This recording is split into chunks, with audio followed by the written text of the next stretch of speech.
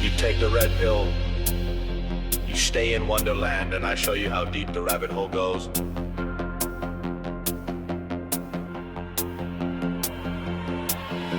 They said the truth was buried deep in files they tried to burn. David's on the mic now, it's the people's turn. From shadow men in black to creatures in the mist, he's cracking open secrets that the government dismissed. Spooky lights above us, he's tracking every blink. Aliens, cryptids, yeah, he's making you think. With a journal full of clues and a wild-eyed hunch, he's talking ghost towns, lost time, Bigfoot's lunch. Old Dayvid don't know, but he's looking for the code on a long dark road where the weird ones go. Mics stay hot when the stories unfold, digging through the static for the truth untold. From pyramids on Mars to sounds in the night, he's chasing after whispers just beyond the light. Tinfoil hat, nah, it's a crown for the bold. Turn the dial up, these tales don't grow old.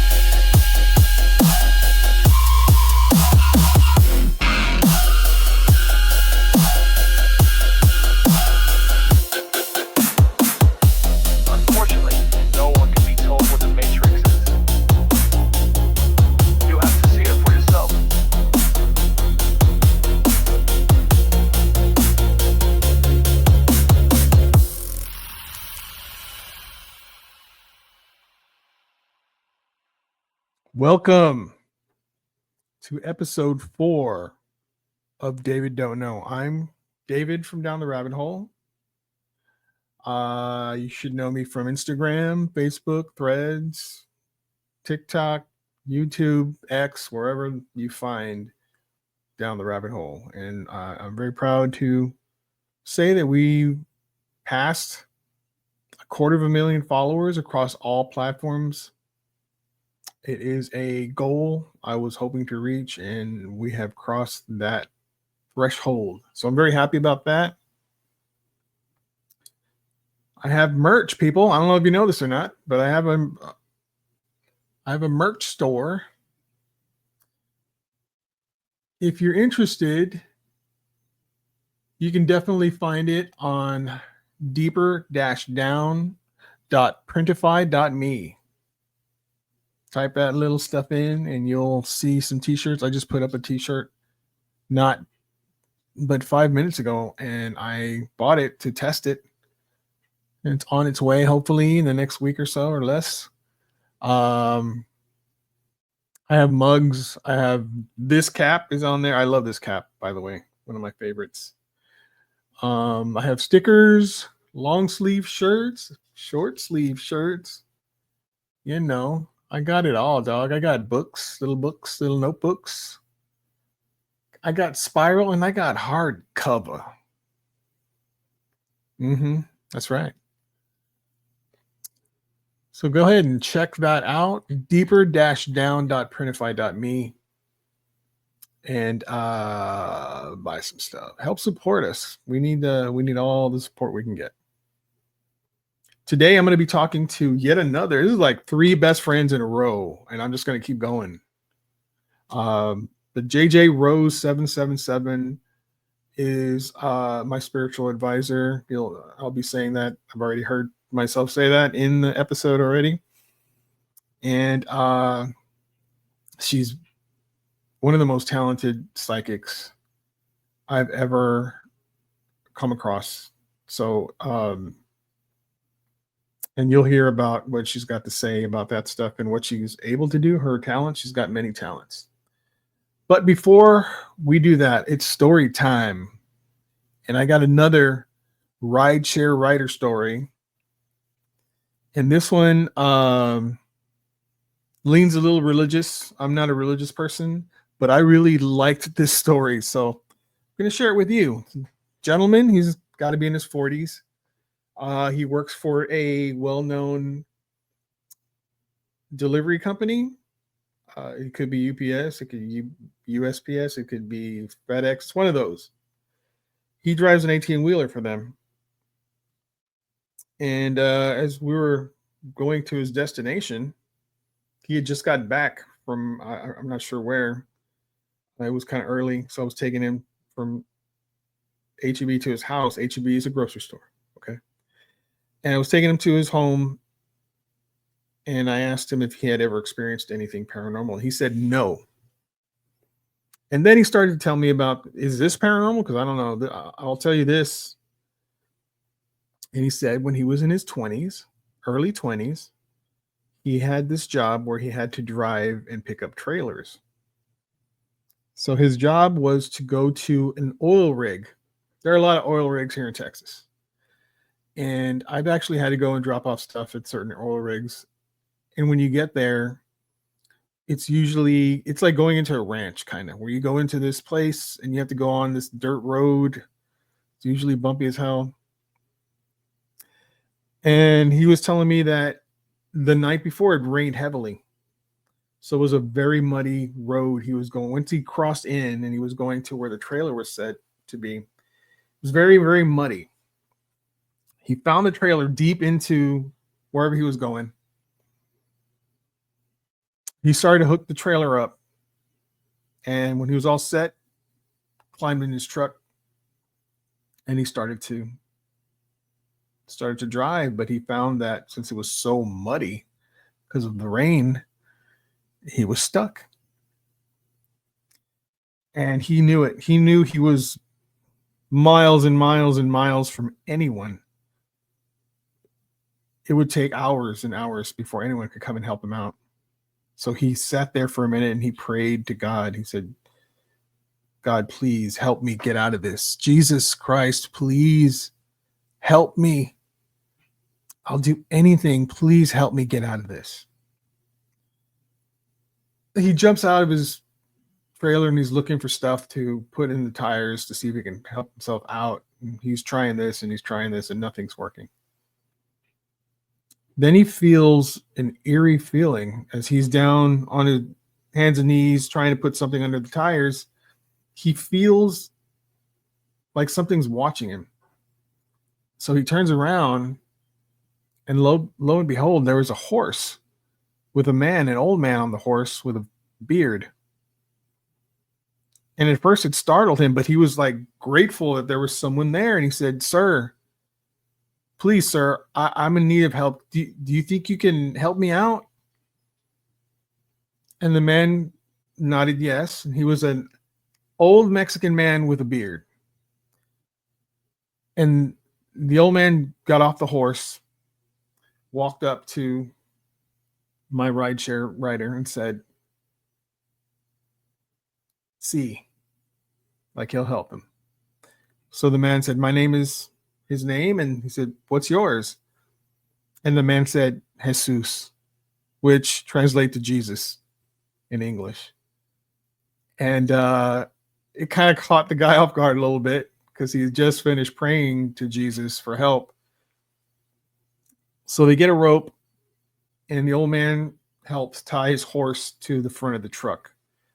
And you could tell that he says the old man was concerned for his horse. rightfully so, because this is a truck and a trailer, and he's trying to help him. And the rideshare rider says, "Hey, listen, I know it's, but I just need a little pull, just a little bit to get me over, and that's it." And the man agreed. Jesus agreed, and so they tried it, and it was a struggle, but Jesus helped him pull his truck out of the mud. So then he got in the truck and he pulled forward a little bit, just enough to get out of the way. But before he did that, he untied the rope, he handed it to Jesus, got in his truck and started to pull just enough to get out of that mud, enclosure, just to get enough free. And then he jumped back out to go and shake Jesus' hand and say, "Thank you so much." And when he did that, which was like a minute, less than a minute, really, he said he jumped out and Jesus was nowhere to be found, and neither was the horse, which he turned completely around. He couldn't see anything. So he jumped in his truck, jumped in the back and looked, and Jesus was gone. And he looked in every direction. And yes, there was high, tall grass, but not enough, not taller than a horse, and certainly not taller than a horse with a man on its back. So he just chalked that up to just being helped. And I asked him, "Do you believe that Jesus helped you that day?" And he says, "Yes. If it wasn't him, then he sent someone to help me. And I'm grateful. And every time I think about Jesus or God, and I'm in church and they say, to basically, I don't know what the word is here, or I can't remember what it is exactly, but he stands up and he says, "Jesus Christ, help me." And I love that story, man. Am I religious? Do I believe in all that? No. But listen, that's an awesome story. What happened there? How did this man disappear? He seemed human enough. He seemed concerned for his horse, rightfully so. And in the minute it took for this gentleman to pull out completely from the mud to get free, this man disappeared with his horse. I just love stories like that. All right, let's get to this episode with JJ Rose 777. We're going to talk about a lot of stuff, multiple realities. We're going to talk about her abilities and doing good in the paranormal world. All right, let's get it on. Where the weird ones go production.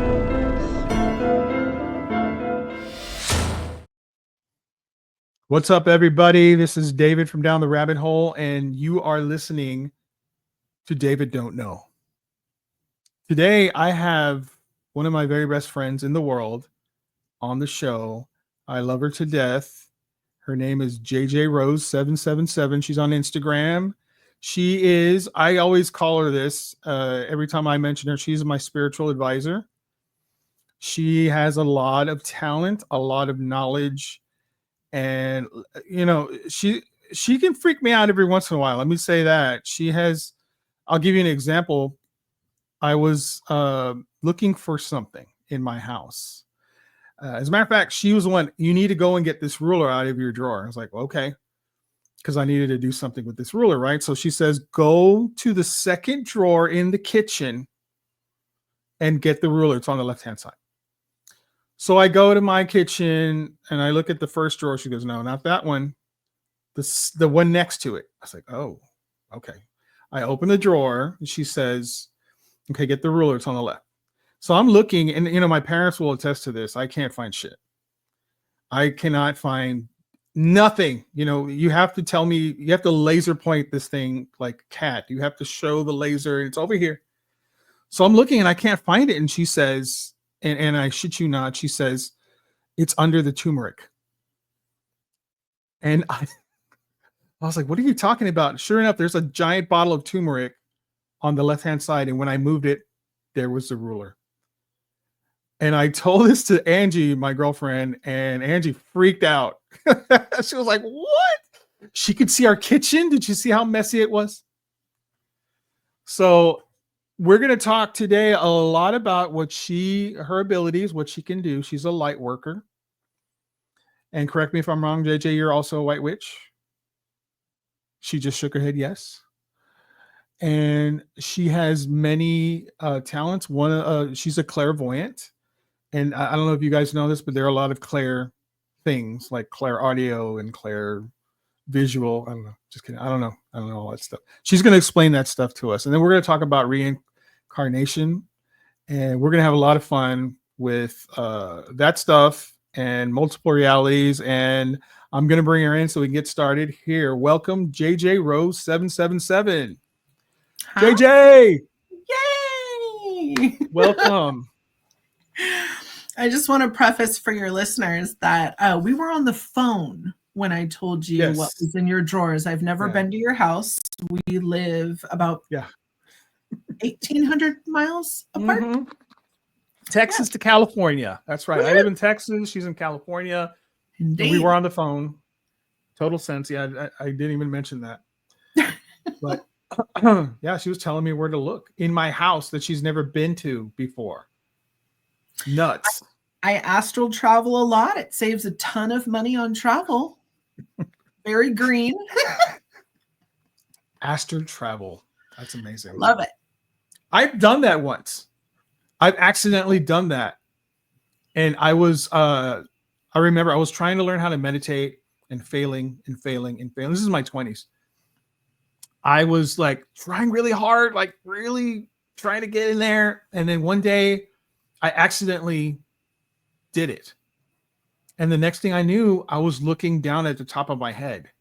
Nice. And I felt amazing. What it felt like was my spirit self hated my body self, because what it was saying in its mind was, I'm out. Fuck you. I'm out of here. I'm leaving. Fuck all your problems. And then like that, I was back.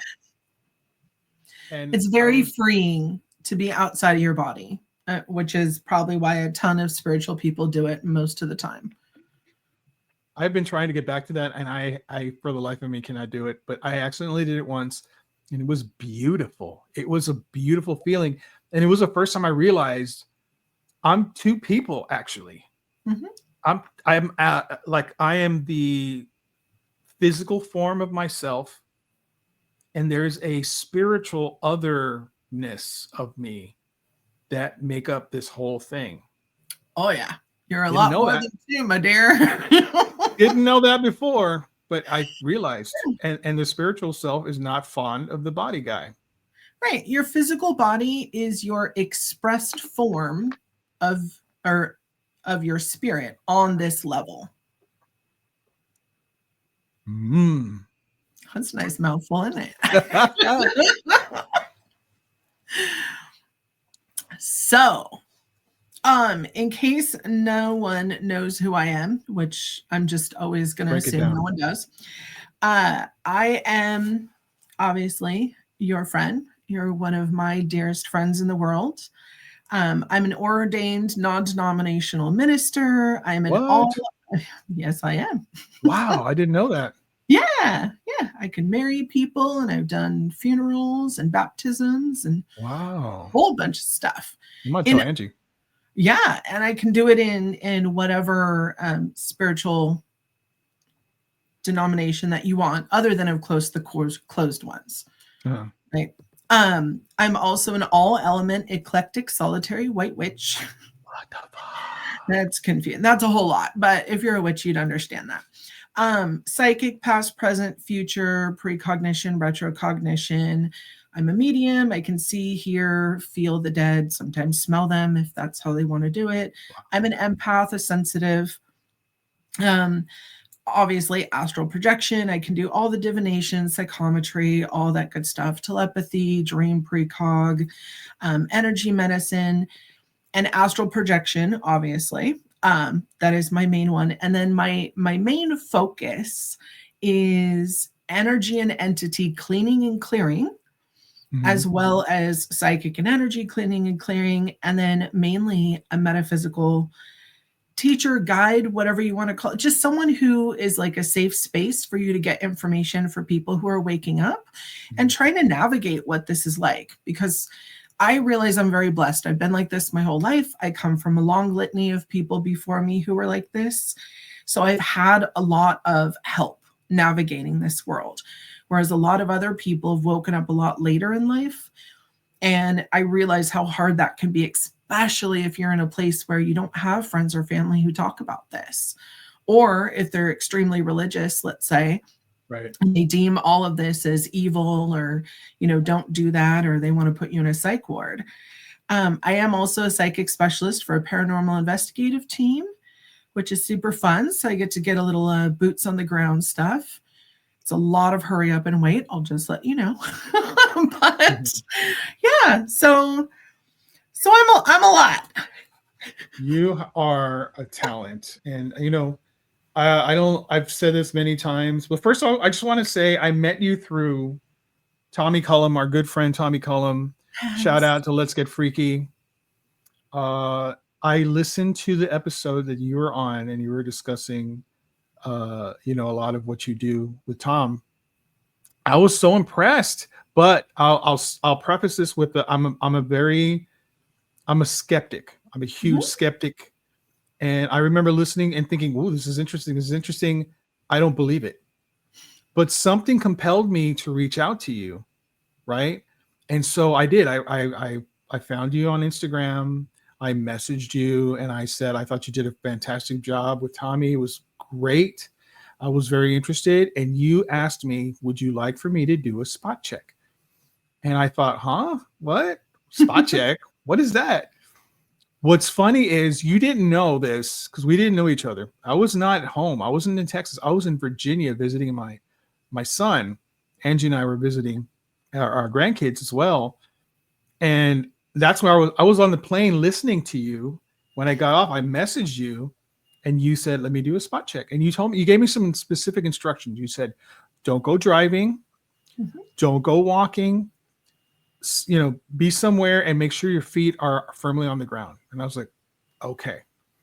And you said, okay, I'll be there in a minute. And I laughed out loud when you said that. Cause like, you're going to, okay, lady. I was like, all right, I'll see you in a minute. Ha ha ha. And I just went about my day and was talking to Angie and Clint, you know, my family. In about 60 seconds time, I had already forgotten, like 3 seconds had gone by and I forgot about you, JJ. I was like, whatever, man. And 60 seconds went by and all of a sudden I felt a very light vibrational feeling come over my entire body. And it started to intensify. And here's what's hilarious about this. It got so intense, I thought I was having a heart attack. Oh, I didn't know what was going on. It was like really intense. And I was like, I whispered to Angie because we're both sitting on the couch. And I said, something's not right. Something feels very weird. I feel like I'm vibrating. Like my whole body is vibrating. She goes, really? Are you okay? I said, I think so. This went on for several minutes. I would say a good 5-10 minutes. And then I got a message from you that said, okay, all done. And then I remembered that you were doing something. And I thought, is this what this is? Did she visit me, man? And I was freaked out. And then you followed all that up. And let me just say, right after you said that, slowly I began to feel the vibration fade. Very slowly, though. It wasn't like immediate. It was slow. And then you sent me a message that had 5 points in them. And you hit every point.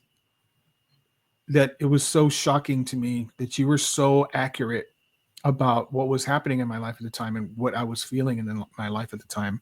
One of them being this endless bound of energy I could never understand that was just constantly going. And you explained it. Then there was a leak of energy that I had also, which was very strange. You hit on everything, man. And I was so impressed that I told everyone in the house and they all thought I was crazy. That's so sweet. And then I asked you something because I was so amazed by this. I wanted to shout it from the rooftops and tell everyone. And I did. And you said this thing to me, and I'll never forget this, because when you said it, I was like, no way. But you said, only those who are ready to hear me will come to me. Only those who are prepared to take this step, like you, will come to me. And I was like, nah, I'm going to tell all my friends. And I told everyone. And I was like adamant. I was on, I went on Tommy's show. I was on all these other shows, and I was talking about it. And I thought for sure you were going to get hundreds of people reaching out. Not one person came to you. And you told me they weren't ready. They will come when they're ready.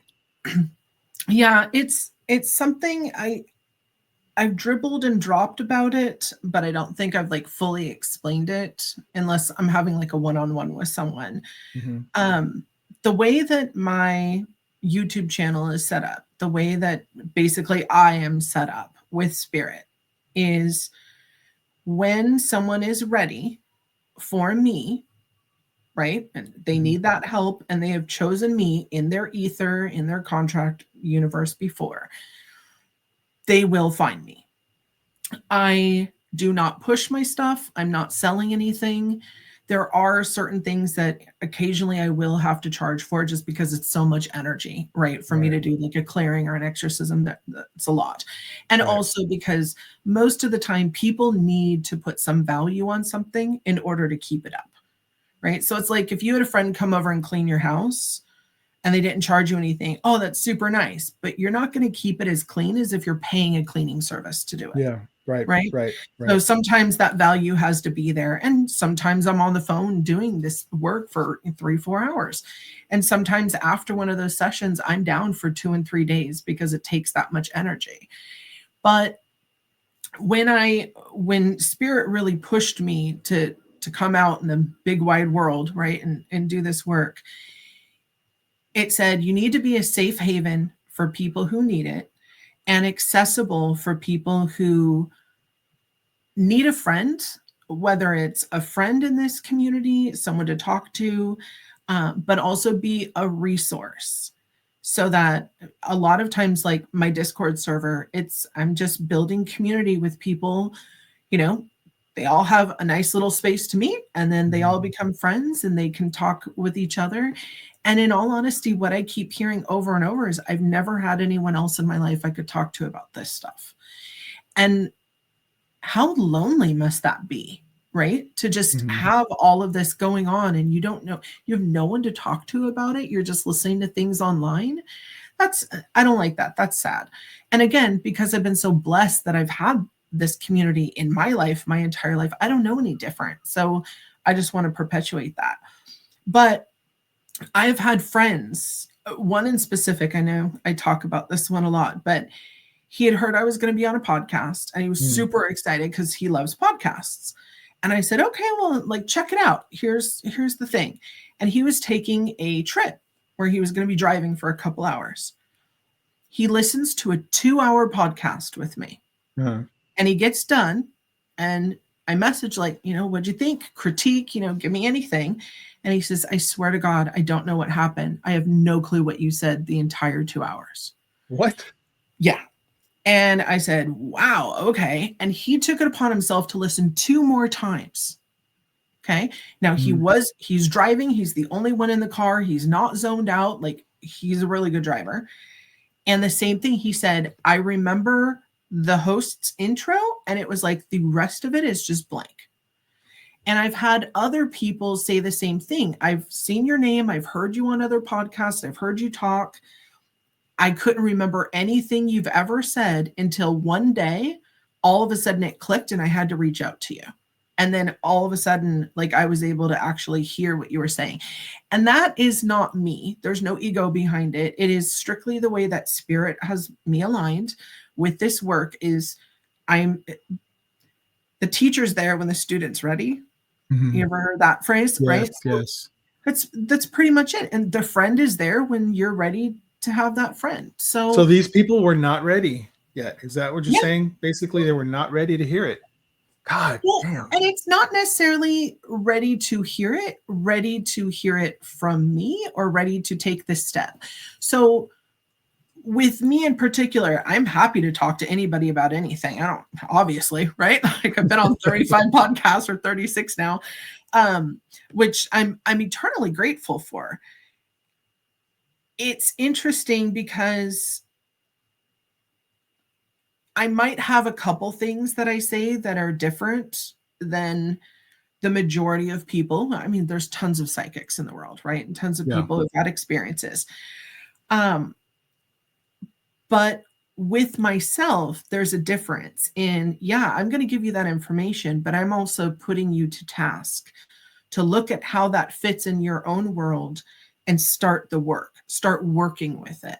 Mm-hmm. And I think that's the difference of why people don't necessarily hear me until they're ready, because they're not ready to put their hand on the plow. They're not ready to take that next step and actually do something with it. Everyone in this world is psychic and has some clairs, or whatever the kids are calling them. Everyone in the world? Everyone? Yeah, every single person. Huh. Have you ever been walking on the street and you just got like a gut instinct, I need to cross the street right now? Mm-hmm. Yeah. And then all of a sudden, like, a fight breaks out, or, someone who's not quite well walks down that street and you're like, oh, okay. Or you're driving and you just know, maybe I need to change lanes. Don't know why, but maybe I need to change lanes. You change lanes and all of a sudden there's a crash that happens, or traffic backs up in that other lane. That's all instinct. That's all psychic. I know Intuition that is psychic. I'm a rideshare driver, and I won't say what company, but you know which one. And there have been days where I'm driving and something tells me, go home. Mm-hmm. Just go home. You need to go home. And I will. And I wonder what that was about. And then I'll see in the news the next day that there was an accident near where I was at. Yep. A bad one. And someone died and what have you. Then there was another couple of times, and I know I messaged you when this happened, that I picked someone up and I could feel their energy. I could feel what they were like excited about doing something. And I started telling them like, oh, you're going to go meet some friends, huh? And she's like, yes. And I said, you're going swimming? And she's not wearing a swimsuit. She's wearing, she goes, actually, yes, I'm going swimming. And I'm like, well, how did I know that? I don't understand how I knew that, but I could feel it. It was like her energy was telling me, this is what I'm going to do. And I'm so happy about it. I'm really excited. And they talk about other things, in their life, and I can just pick it up. And that's happened more than once now. And some people are very closed off. Have you ever noticed like someone who is like, you cannot read this person? You don't want to play poker with this person. They're really good at holding their, Like some people are open. They're open and they're telling you things without saying anything. And that's just so bizarre. And it's very easy to, I'm not sure if you remember the show, The Mentalist. Yes, I love that show. It was great, right? Yeah, because I loved it. Showing you how there are people who are able just to, whether they're conscious of it or not, but we're constantly picking up data and information, right? Mm-hmm.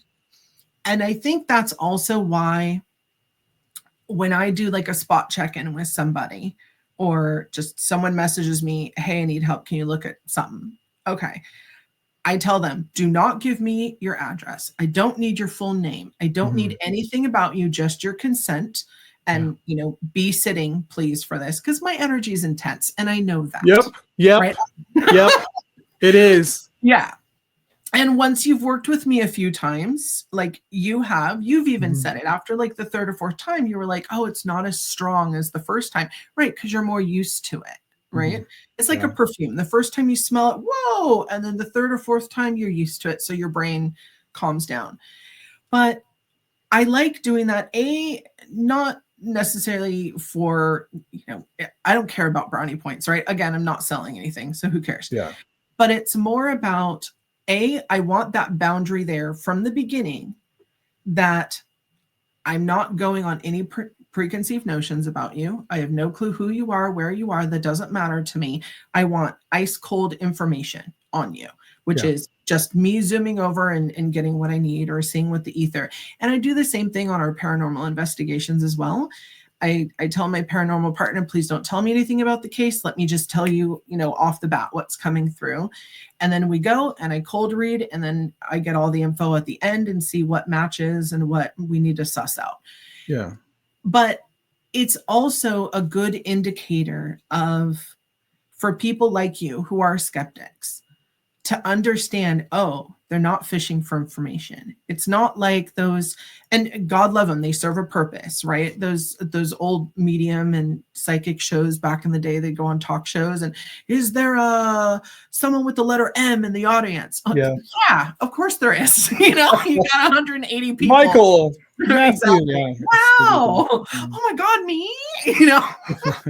So it helps, but it also helps me because then I know that the information I'm getting isn't contaminated with whatever I know about you, right? Yes. And sometimes, and trust me, like I have a lot of friends in my physical life, right, on the day-to-day who we're all psychic. And many times I will deliberately go to another psychic who I've never met, just somebody off the internet, if I have something that I'm working on, that I'm not able to get an answer, because I want someone to cold read me. Because it's very easy when you know someone to, I know this and that, and that's going on, so maybe it's this, right? And then it jades everything. Right. And it really is a practice to be able to throw all that out and say, hey, this is what I'm seeing, even though it goes against all logic of everything we've talked about before. Right. But that's also a part of doing the work, and you getting all of this great information by doing ride shares. You're testing your own skills in a way and proving to yourself, okay, wait, maybe there is something to this. And just like you, I'm a skeptic too. And I know that is weird to some people. I never want to discount anyone's experience, but at the same time, if you think about it, there are questions that we all should be asking. Just because you hear a bump in the house doesn't necessarily mean that you have a ghost. Right. Sometimes it means your house is settling, your pipes are, need service. I don't know anything about. There are so many things to debunk stuff. Yeah, you can debunk it. Yeah, absolutely. Yeah, and I think that's important. And you mentioned The Mentalist. I love that show. Yes. One of the things I was like, I used to really like try to read into what he's trying to do, and it's like you said, it's cold reading basically. So he's reading. One of the strongest components is body language.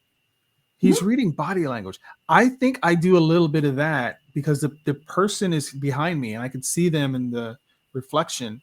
I feel the energy, but I think part of it, I'm reading like body language. What's interesting to me is that you don't need that shit. You just fly on over states and you just read. Thank you for bringing me back to point. I totally went on a side quest tangent.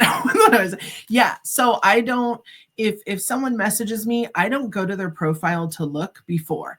After I might, especially if I'm confused. And sometimes that happens when the person lives with other people. Like, oops, I went to the wrong room because your roommate needs you more than you do, right? Right. But for the most part, I don't look at all. Like you, I had no clue who you were. I know. We just met talking on Instagram. You literally gave me a compliment and said something, and I was like, okay, do you want a spot check or what? That's my intro. But I like doing that because I'm not seeing you. I don't know you from Adam. I have no clue who you are, where you are. And Instagram's great because it doesn't Facebook has your name, your profile. It's very easy, right? You could get info about somebody, but Instagram, no, everyone goes under a handle and I don't know who you are. And from there, it's cold information. And that also helps as well. There, I think has been twice when I went to go read and I got someone completely different. And the first time it happened, I'm very, very rarely go to the wrong person. And I described, and I said, I don't feel like this is you, but let me just check. Here's what you're wearing. Here's what you're doing. And they're like, no, that's definitely not me. Oh, wow. And then I found out that the person that I went to emailed me right after and said, hey, I need some help. And I said, quick question, are you wearing this color sweatpants, sitting, blah, blah, blah. And they said, yeah, that's exactly where. I'm like, oh, I already went to you before you even reached out. So, and that was a big hullabaloo situation. So I can understand why that happened. Another time it was because I ended up meeting like a long lost cousin of mine, which was super cool, by the way. But, and that's not saying I'm not able to get it wrong. I've been wrong before, but I'm usually right about something. And usually that something ends up meaning something later. And all of this it's a lot to navigate, right? Which is why when you're just beginning, having someone to talk to about all this stuff and getting good, solid information is important, so that you're not just thinking, oh, you're going to be Dayvid Blaine tomorrow. Right. I'm still confused if that man is human. I'm just saying. Yeah, no kidding. I don't understand that guy at all. Yeah. But I'll say this, you melted away my skepticism for you. Thank you. Because I'm there, I will not believe a damn thing unless it happens to me. Really. I mean, I really have to strip away as much as I possibly can from what I'm experiencing to be able to say, I believe this, and I believe you. I believe you. You have proven to me that you are real, and it's freaky sometimes because, the things that you're able to do, I'm just super impressed. And yeah, and again, when I said that I was going to tell all my friends and none of them went to you, I was like, what in the shit? Why not? I told you. You were right.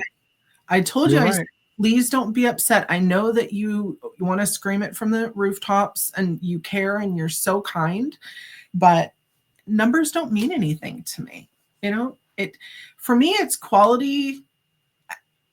If I had hundreds of thousands of subscribers and they were all reaching out, I wouldn't be able to give the one-on-one attention that I am right now.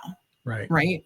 And I'm not saying that isn't fantastic, but like for what I'm doing, for the model of what I do, I'm very grateful that Spirit has been like, okay, we're going to trickle. Sometimes there's a surge, but I'm able to handle it. And then, trickle. And, the reality of it is, like, I have a day job. I don't do this for a living. Yeah. I do this out of, it's a passion project. It's something that I didn't have human children in this life. And so I realize all of this information ends with me, like all of these generations of people that I come from. It has nowhere to go if I do nothing with it. So interesting. Can I ask you a question? Yeah. You refer. Yeah. You keep saying spirit. Spirit is telling you this, and spirit is leading you here.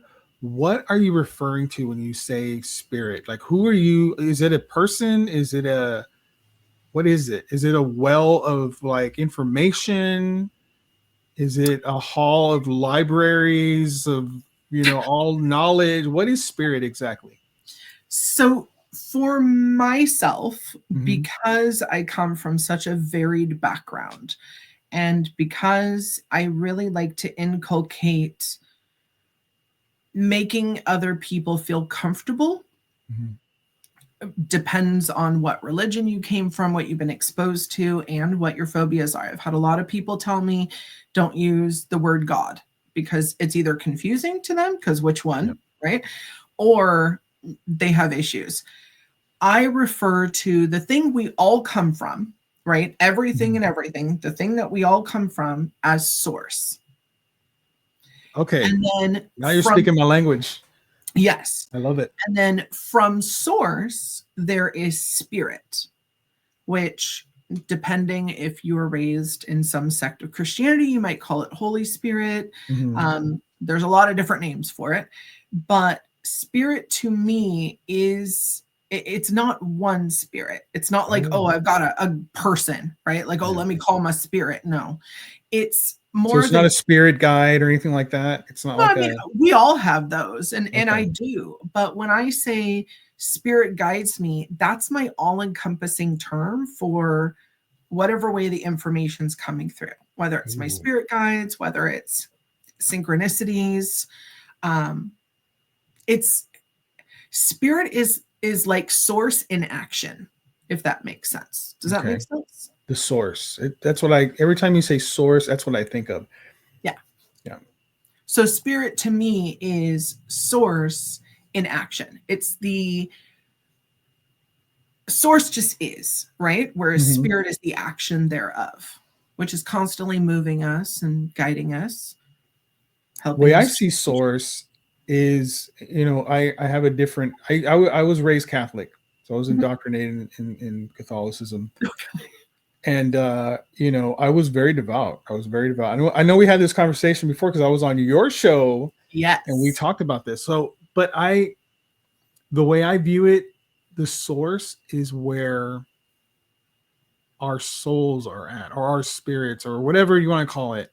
That's the source. That's where when we die, we go back to the source. That's the way I look at it. And there was I don't know if you ever watched The White Lotus, but there's the new season just finished up. And there is a man asked a monk about what happens when you die. And the monk was happy to answer the question. And he said something that I thought was so beautiful. And this is Mike White, the writer, director, and the creator of The White Lotus. He's just a genius. But he says, when you are born, think of the ocean. When you are born, you're a drop of water from that ocean that rises, right?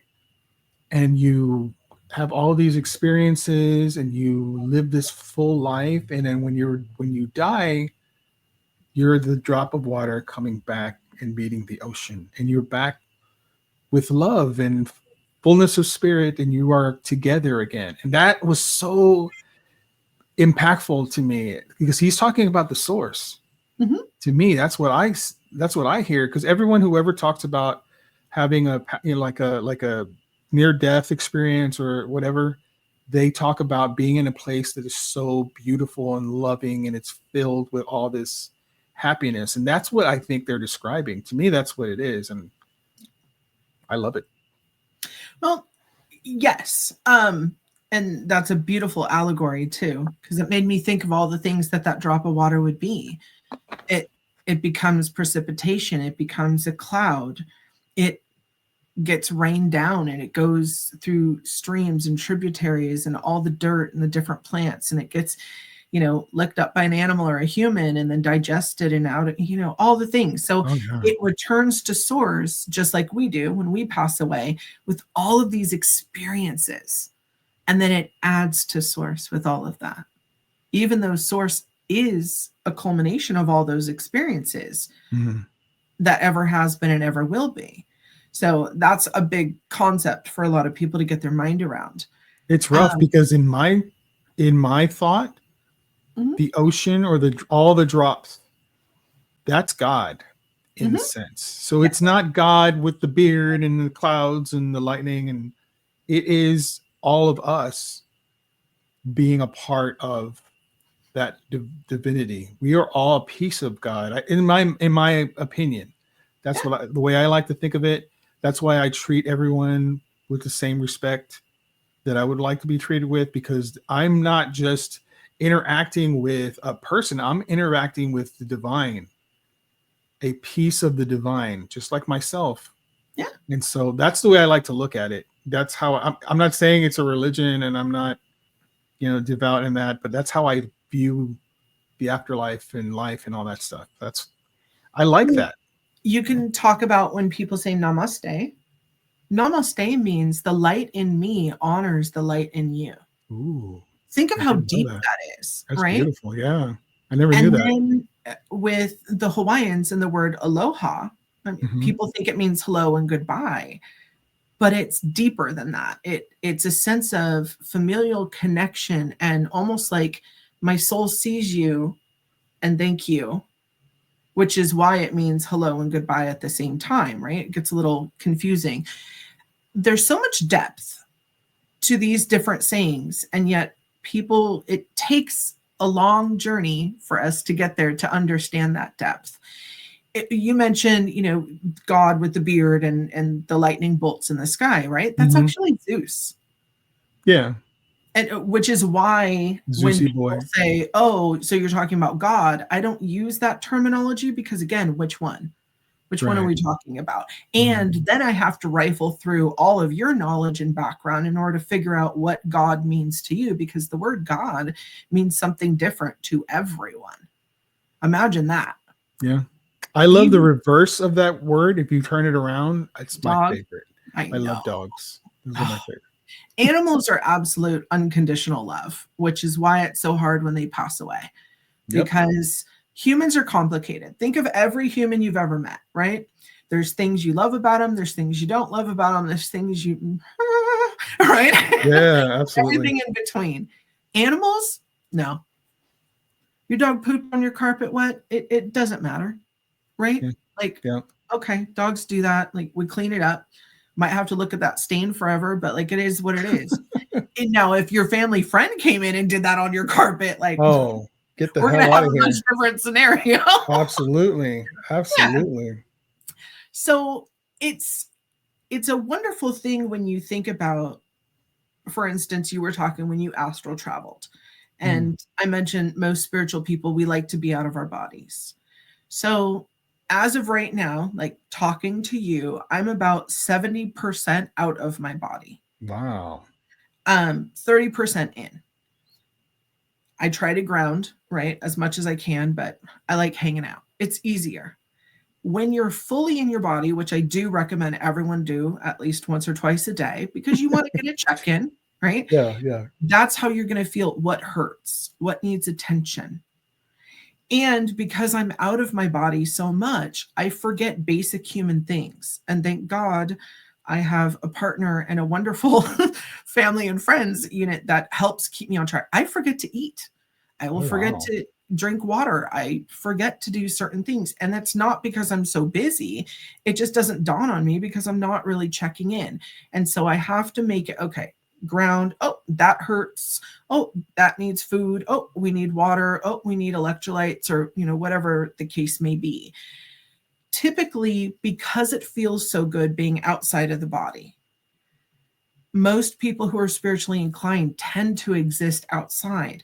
When you're outside your body, you're picking up all this information in the world around you. So, and then you have your aura, which is doing that as well. Typically, I'm going to say typically, I'm not generalizing everybody, but typically the more trauma you've gone through younger, you learn to have your aura larger because you need it as a safety net to figure out what's going on around you, right? It's like people would have security cameras. Some people, it's just the front door. Some people have it all the way down the driveway and, in the trees, right? Oh my God. Yeah. Are you checking out my place? So my aura tends to be around 11 miles out. Oh my God. At any given time. And there are times, because I live in such a city and all the cities are on top of each other where I live, that I sometimes have to bring it in if there's a lot going on, because I will know an ambulance siren is about to go off, 12 miles away before it goes off, type of a thing. Is that an exhausting thing when your aura is that far out? Yeah. Because you're getting a lot of, right? You're getting a lot of energy and you're feeling a lot of stuff. Yeah. And I will rein it in. Like if I'm trying to relax, obviously I bring it in a lot closer. To me, it's very uncomfortable the closer in it is, just because I'm not used to it. Wow. But I've also learned, because I've been doing this all my life, how to filter out what information is or is not necessary. And as a result of that, I'm also very tuned in with not only my body, but earth changes and energy changes in places. So, during some times that we've had in the past 5 or 6 years, there's been things that have happened in cities, like during 2020, 2021, when there were a lot of protests erupting. I would be able to feel where things were going to pop off before they would, which thankfully I wasn't going out too much in the first place, but I would know, hey, we're just going to stay away from that part of town. And that can be helpful, but like you said, it can also be very, very exhausting. The amount of people who do this and don't know, and then they're just exhausted all the time is huge. And you're just taking in a lot of superfluous information. Imagine having the TV, the radio, your earbuds going, and your neighbors talking to you all at the same time. I used to like that. I used to have the TV, the radio, whatever, and then I would write. That's how I would write with all that going on at the same time. It was crazy. I don't know how, but I was young. I was in the old days. That's a talent. I love silence, but it's very rarely ever silent because I have so many spirits in and out talking and things going on, but it's also nice when it is quiet because then I can hear easier. So you say 70% of you is out. Where is it? Just in the ether, just roaming around. Yeah. Yeah. Our bodies are confining, right? Yes. They're these small vessels for our spirit, and our spirit is very big. Do you think that's why a lot of people sadly commit suicide, because they want out of their bodies? No, I actually think that's because they feel so stuck in their body and disconnected from the source. Yeah. And that is extremely sad, which is, again, why having community, having connections with other people is so important.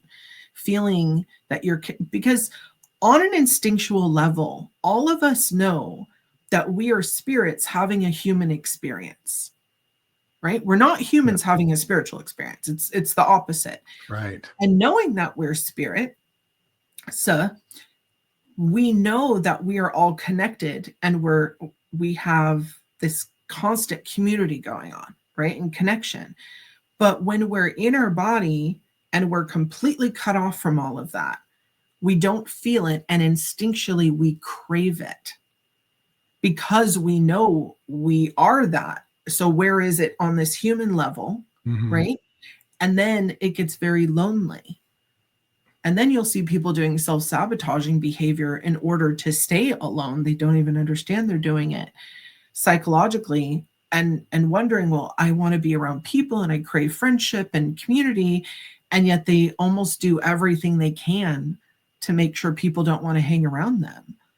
And then you have that dichotomy as well. That is, wow, so well said. I've actually lived very, very quiet. It's just me and Charlie. Just me and my dog Charlie. I purposely stayed away from people. And for years, it was a weird thing. Like in the weekends, I wouldn't go anywhere. I would stay home and just me and Chuck. And when I would have to go back to work and have to talk to someone again, it took me time to be able to connect with people again, because it was not normal anymore. I was so distant from people. Were you depressed during that time? I think I was. Yeah. It was after my divorce, but I wasn't depressed because I got a divorce. I was happy because I got a divorce. I was pleased with that. But I didn't know how to connect with people anymore. I didn't know how to talk to anybody. It was It was a very strange time in my life. I'm not going to speak for you, but I have a feeling, because I've gone through something similar during the relationship I was in before when we parted ways. Same thing. Very, very happy it was over. No animosity. It was done. Great. And I didn't want to go anywhere. I didn't want to see people. I didn't want to do anything. And I was like that for a good 5 or 6 months. And I would, my circle is wonderful and constantly being checked on. Are you okay? Is this normal? And I said, honestly, I'm enjoying the silence. I'm enjoying not being in a situation where every day I'm being pulled in 900 different directions, that I can just be quiet and be in my own space. And so although to social butterfly, people are going to think, oh, you stayed in your house for 2 weeks straight. I wanted that because it was almost like a vacation for me. And when I was ready, out I went and I saw people and, life started anew. But I didn't want connection with other people during that time. And I think also, I've talked about this. When you're an empath and a light worker, add both together, people lean on you and people tend to vent and dump on you. I'm guilty. I'm guilty of that.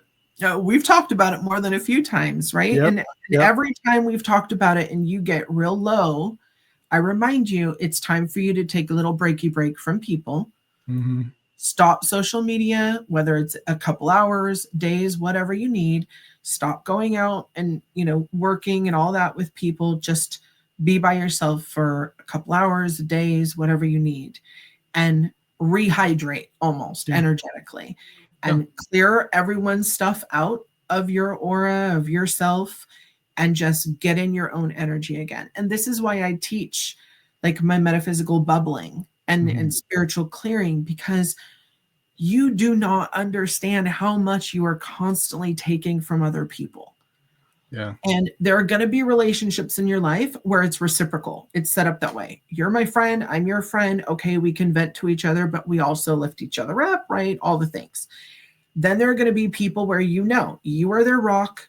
They dump on you like the seagulls, right? They dump on the rocks and that's it. And then when the seagull flies off, the ocean comes and cleans you away and you're good. And that's your relationship. You are literally just there for them to dump on. And then there are the other ones which are rare for us, where you're able to vent and dump to them and they don't add anything back. Those are very few and far between, and they're uncomfortable for people like us. That's you for me. That is you for me every time. And I feel bad every time. I'm like, don't. But it helps me. It helps me because I'm like that for a lot of people. A lot of my friends come to me, and I think I came to you and I was asking you about this because it felt like soul eating, but it was more of negative. I am taking the negative out of that person and I'm ingesting it from them. Well, you should be transmuting it, but if you want, that's what it feels like. It's how I describe it.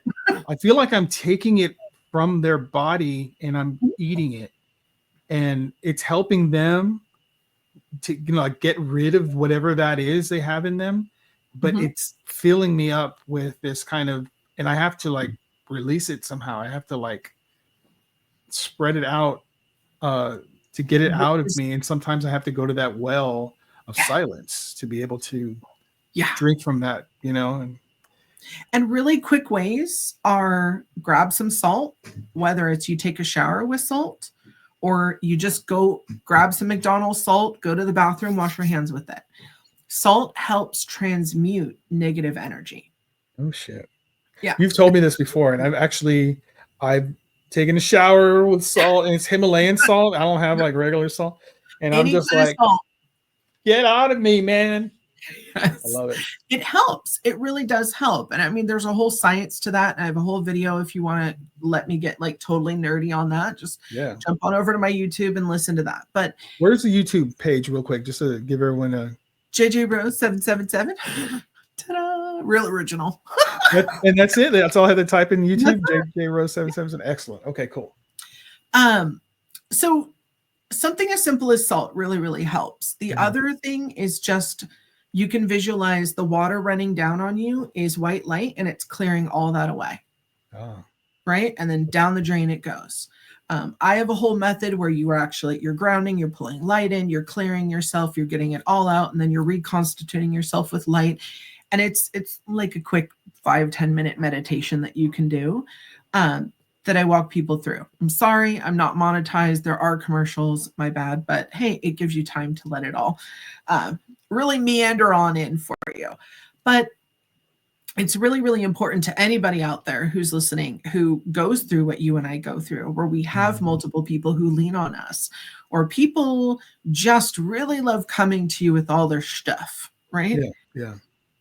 it's really, really important that you figure out quickly, what your boundaries are. Like when you're at that point, okay, I'm getting close to the point where I'm going to blow up or that I'm going to need to walk away.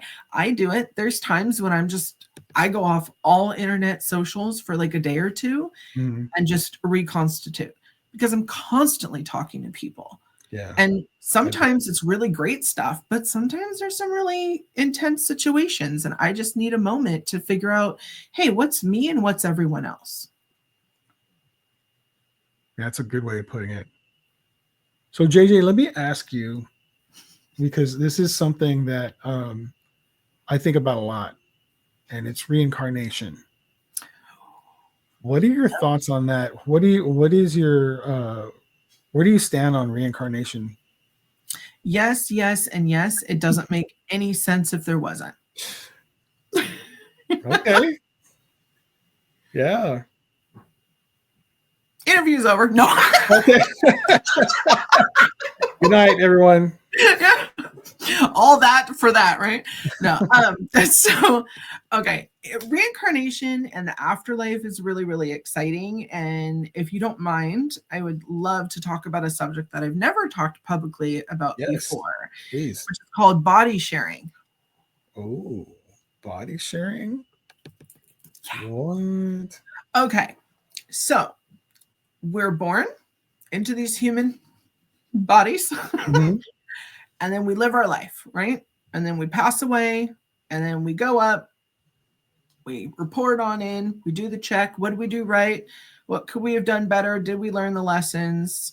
All right, where are we signing up for again? Or do we need classes in between? Is any of this tracking for you so far? Or do I need to go slower? No, you are speaking my language.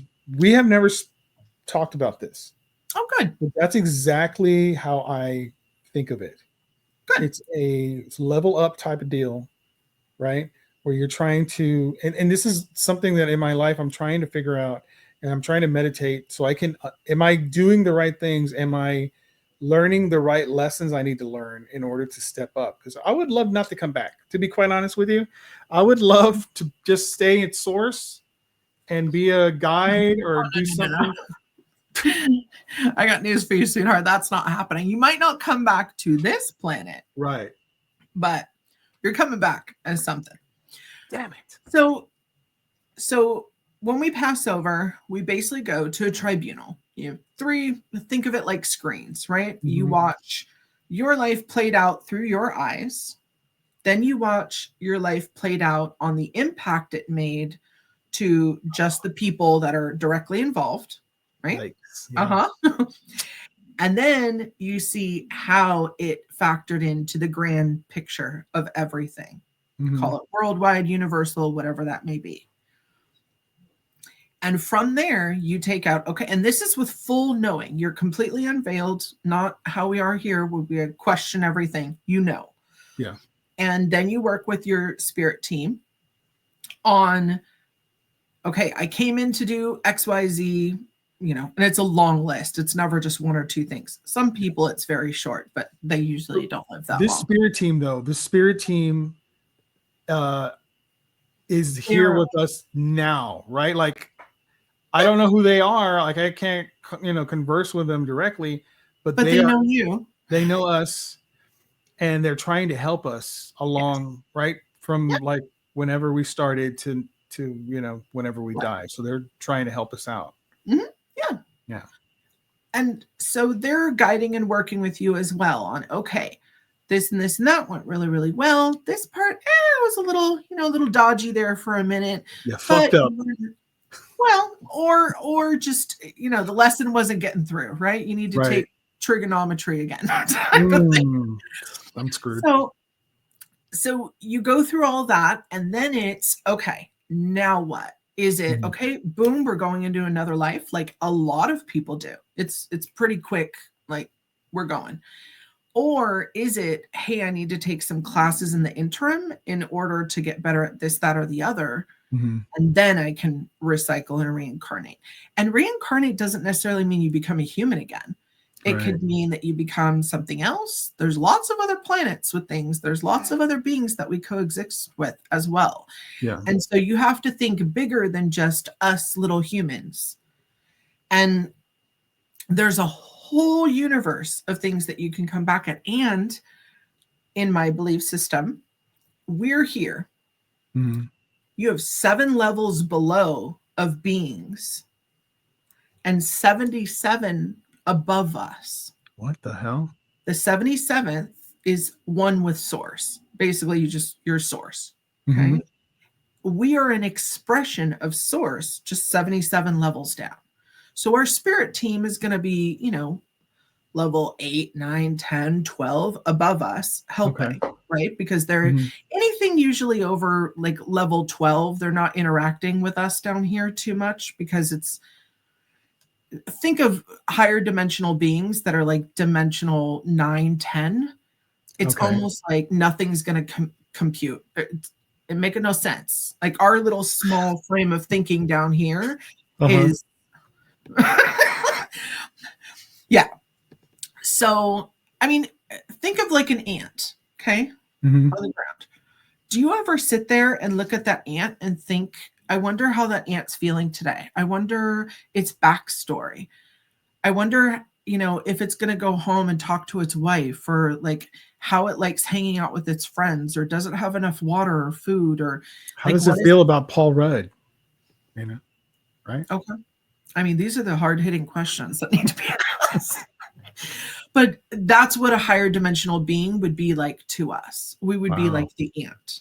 Okay. Now, I do talk to ants and I do ask, lots of questions of little insects, but those are fleeting. It's not every single insect that I meet, right? Mm-hmm. So when people start getting into these pantheons of gods and these higher dimensional beings, there are a few that are pretty high up that will interact with us on short little periods of time, but not all day, every day type of a thing. Yeah. Right. Those are a little different. Those usually want something in return. So you have all of this going on top of the fact that you yourself are existing on all those 7 levels below, plus the 77 levels above at the same time as you're here. Mm-hmm. And then you're here and the different timelines and expressions of you in just this body. So when you see it from that perspective, is your little hangnail really that big of a deal? It's not, right? When you put it in perspective of that. But what happens is there are times when us here get caught up in our small little issues and it consumes us. And then we get cut off from all of that we're doing and we forget. And then we're sad and we're not well fed because we don't realize that as we are here, we are part of so many different things. And I got news for all of you. If you think, I got to worry about one ghost here and there, you don't. If the average person realized how many things they coexist with just right now, you're living in your house, how many different beings and things you are coexisting with right now in your space, I think the average person would be freaked out. I'm not. I already know it. Because you could see that. I mean, like there's higher dimensions where there's beings that see us. We can't see them. And there's lower dimensional beings that they don't have no concept that we even exist. So crazy, man. So crazy. Yeah. So body sharing. Okay. So I've talked about all the different levels and how many different things that we're doing all at the same time. There are times when a soul needs to learn whatever. We'll just say exhibit A. Okay. Okay. Yeah. And it doesn't need to live an entire human lifetime to learn this. It just needs 20 minutes, 2 hours, a couple months, whatever it is. Mm-hmm. And it will jump into someone who is willing. Not like possession, but kind of. But it's an agreement between the souls. Okay. Right? Like a soul agreement, like a soul contract, right? Yes. Okay. So that soul will say, okay, I'm living this human life. You need to learn this. I really don't need to learn that lesson, but the experience probably would be mutually beneficial. So Mhm. you hop in for this month while I'm going to experience that. You're driving the boat and I'm watching. And then when we're done with that, you're going to pop out and I'm going to keep on keeping on. Interesting. So it's not a full possession. It sounds like a possession, but it's not, because usually the person doesn't completely change. There will be small little things usually that happens where you just suddenly know a whole bunch of information or how to do something that you've never been trained or taught how to do before, where you're able to handle this situation differently. But it's not like a possession where the person completely changes. Mhm. That would be body sharing. It is rare. Okay. I just want to make that very, very clear. You will hear some things online. I started hearing little things pop up and I'm like, oh, dear. It is not common, but it does happen. There have been a few things in history that I can say without a doubt, yes, that person had a pop in for that specific thing. Wow. But it is not the norm. Now, we all have beings that work with us, and we have different parts of our being that might need to be activated, right? Depending Mhm. on the situation. Sorry. Seems stuff likes to pop in when I'm talking about this stuff and just be like, hi. So in certain circumstances, you might say, okay, well, I still feel like me, right? And I Mhm. felt like me during the time, but during that circumstance, all of a sudden I knew how to whatever it was Mhm. at that time. And I have no clue how I did that then, nor do I know how to do it now. And when you look back on that memory, you know you lived it, but it feels like a movie almost. Okay. That Yeah, that track does that sense? does make sense. Yes. Yes. So those are also different aspects of your solar being popping in to do whatever it might be, Mhm. and your spirit guides assisting. Interesting. Okay. Okay. You know what that reminds me of? Have you ever read Journey of Souls? It's a book by Dr. Michael, and I can't remember his last name. I can't remember. Anyway, he it was a psychotherapist. He was a hypnotherapist, Oh, right? okay. And he's the first guy. There's this huge movement behind. He's dead now. Just he's gone, but he has this whole like big kind of movement where he taught a lot of hypnotherapists how to do life regression type of therapy, and Okay.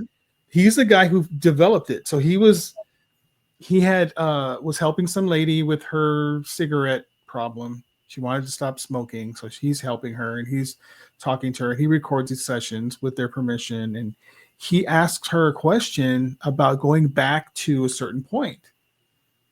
Well, then she Oh, started talking about her past life, and he was completely confused. He didn't know what she was talking about.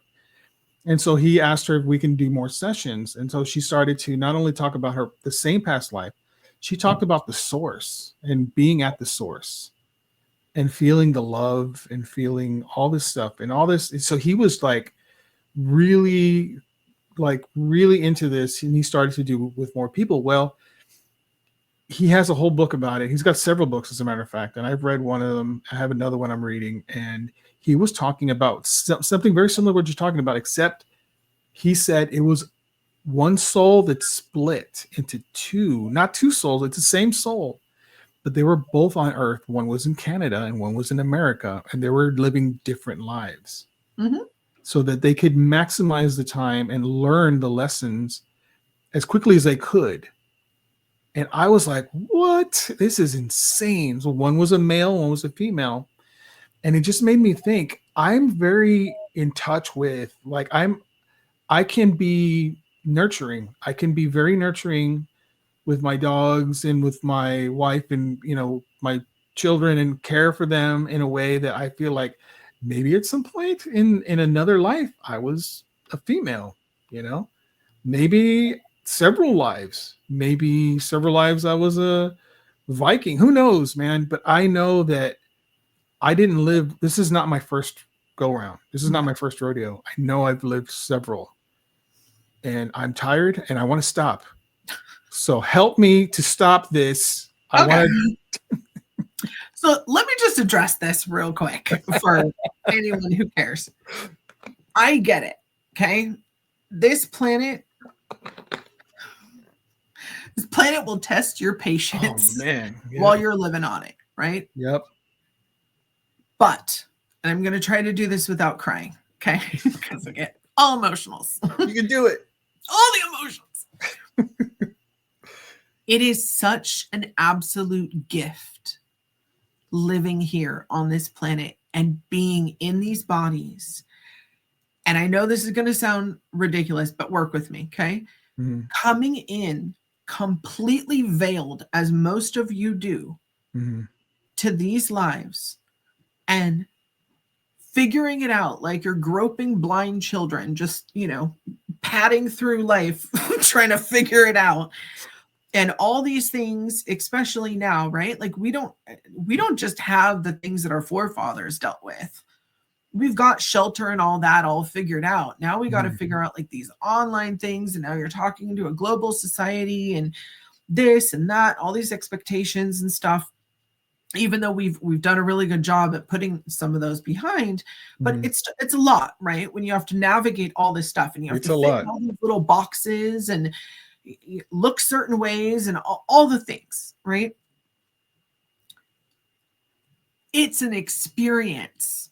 This is like the ultimate amusement park. When I was growing up, we referred to Earth as the Petri planet, like a Petri dish. Gross.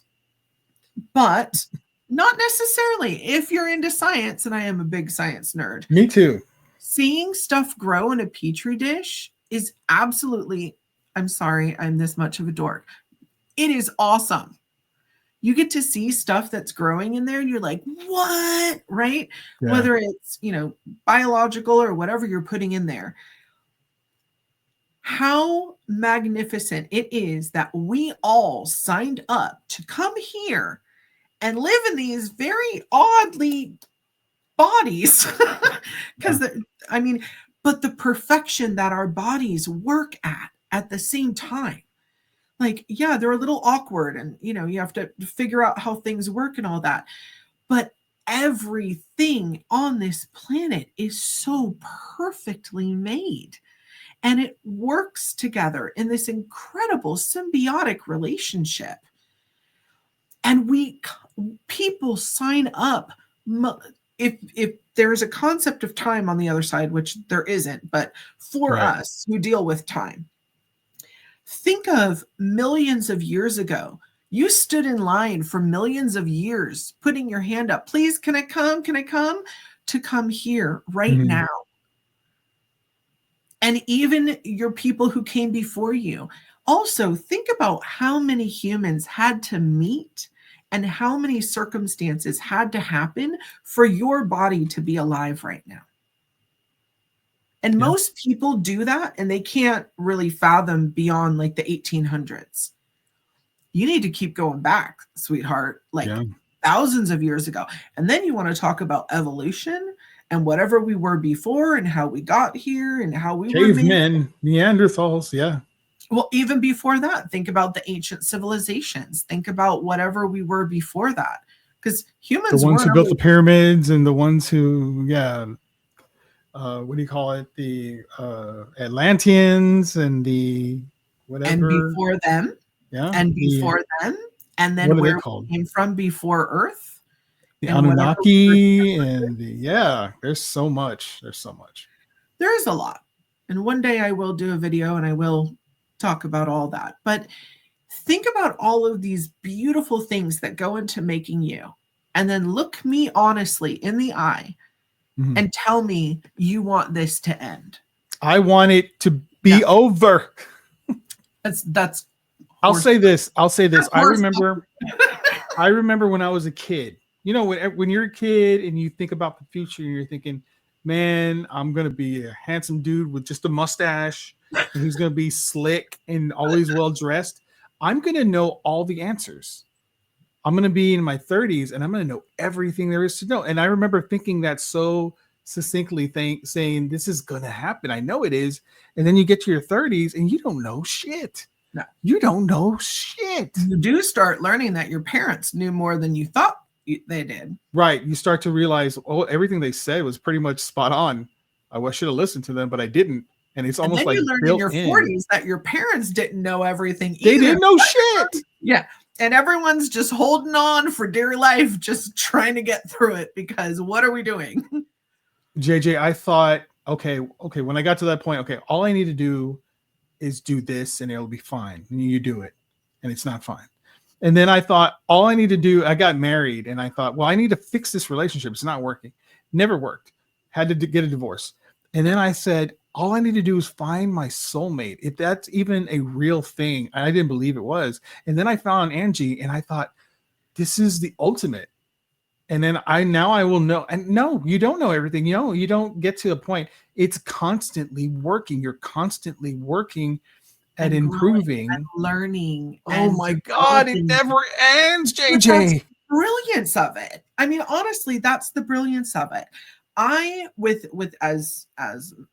And I have a lot of past life recall. Okay. Don't recommend for everyone, by the way. Ooh. But as much as I remember, as much information as I came in here with, because I came in this life very unveiled. Unlike a lot of people, and like I said, most of that is just because of where I come from and who I came from. It makes sense. I learn something new every single day. I find the highs and the lows in a daily. There are things that are so stupid and mundane that I get so excited I get to do that, like, I'm sure people in my neighborhood probably think like, okay, she's right. But to be honest with you, how exciting is it to get a new vacuum and vacuum your stairs? Oh my God, woman. I mean, and like I said, I know that's like a super dork thing to say, but like once in a while, things like that are thrilling because that's not on the other side. You're not doing that. And plus, you have a past life where you remember having to scrub on your hands and knees wood and getting all those splinters in like every part of your body possible and being so exhausted at the end of the day, only to have some jackass walk in with dirty boots and you have to do it again the next morning. Let me tell you, a Dyson vacuum on a set of stairs is like everything you've ever wanted. And I know that sounds insane and ridiculous, but find those little joys. Yeah. Because this all is a huge experience. And I understand for a lot of us, we say we crave going home. I hear that a lot. I want to go home. Yeah. Right? To source.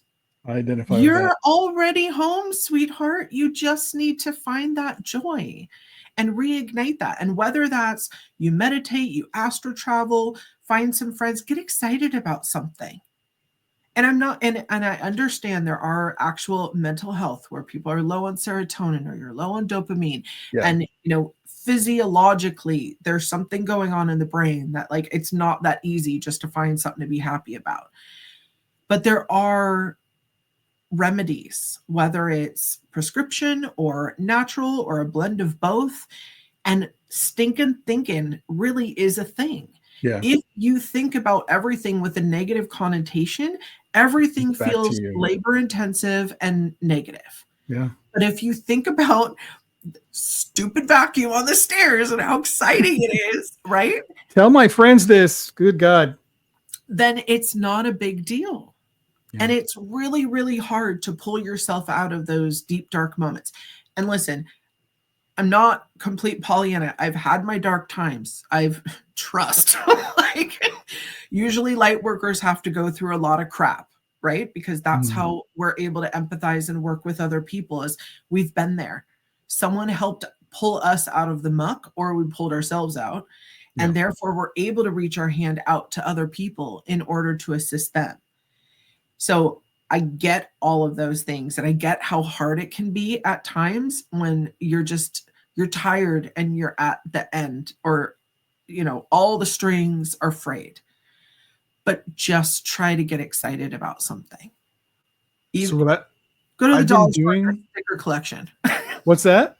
Go to the dollar store and get a sticker collection. Remember collection. stickers? Remember how fun stickers were? Yeah, back in the day when you were a kid. Yeah, I definitely remember that.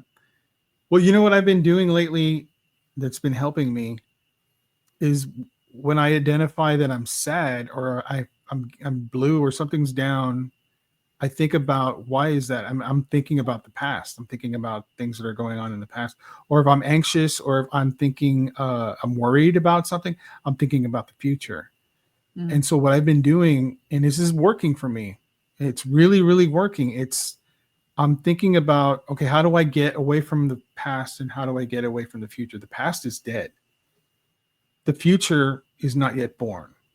So I start to think about right now, and I start to think about, what am I grateful for?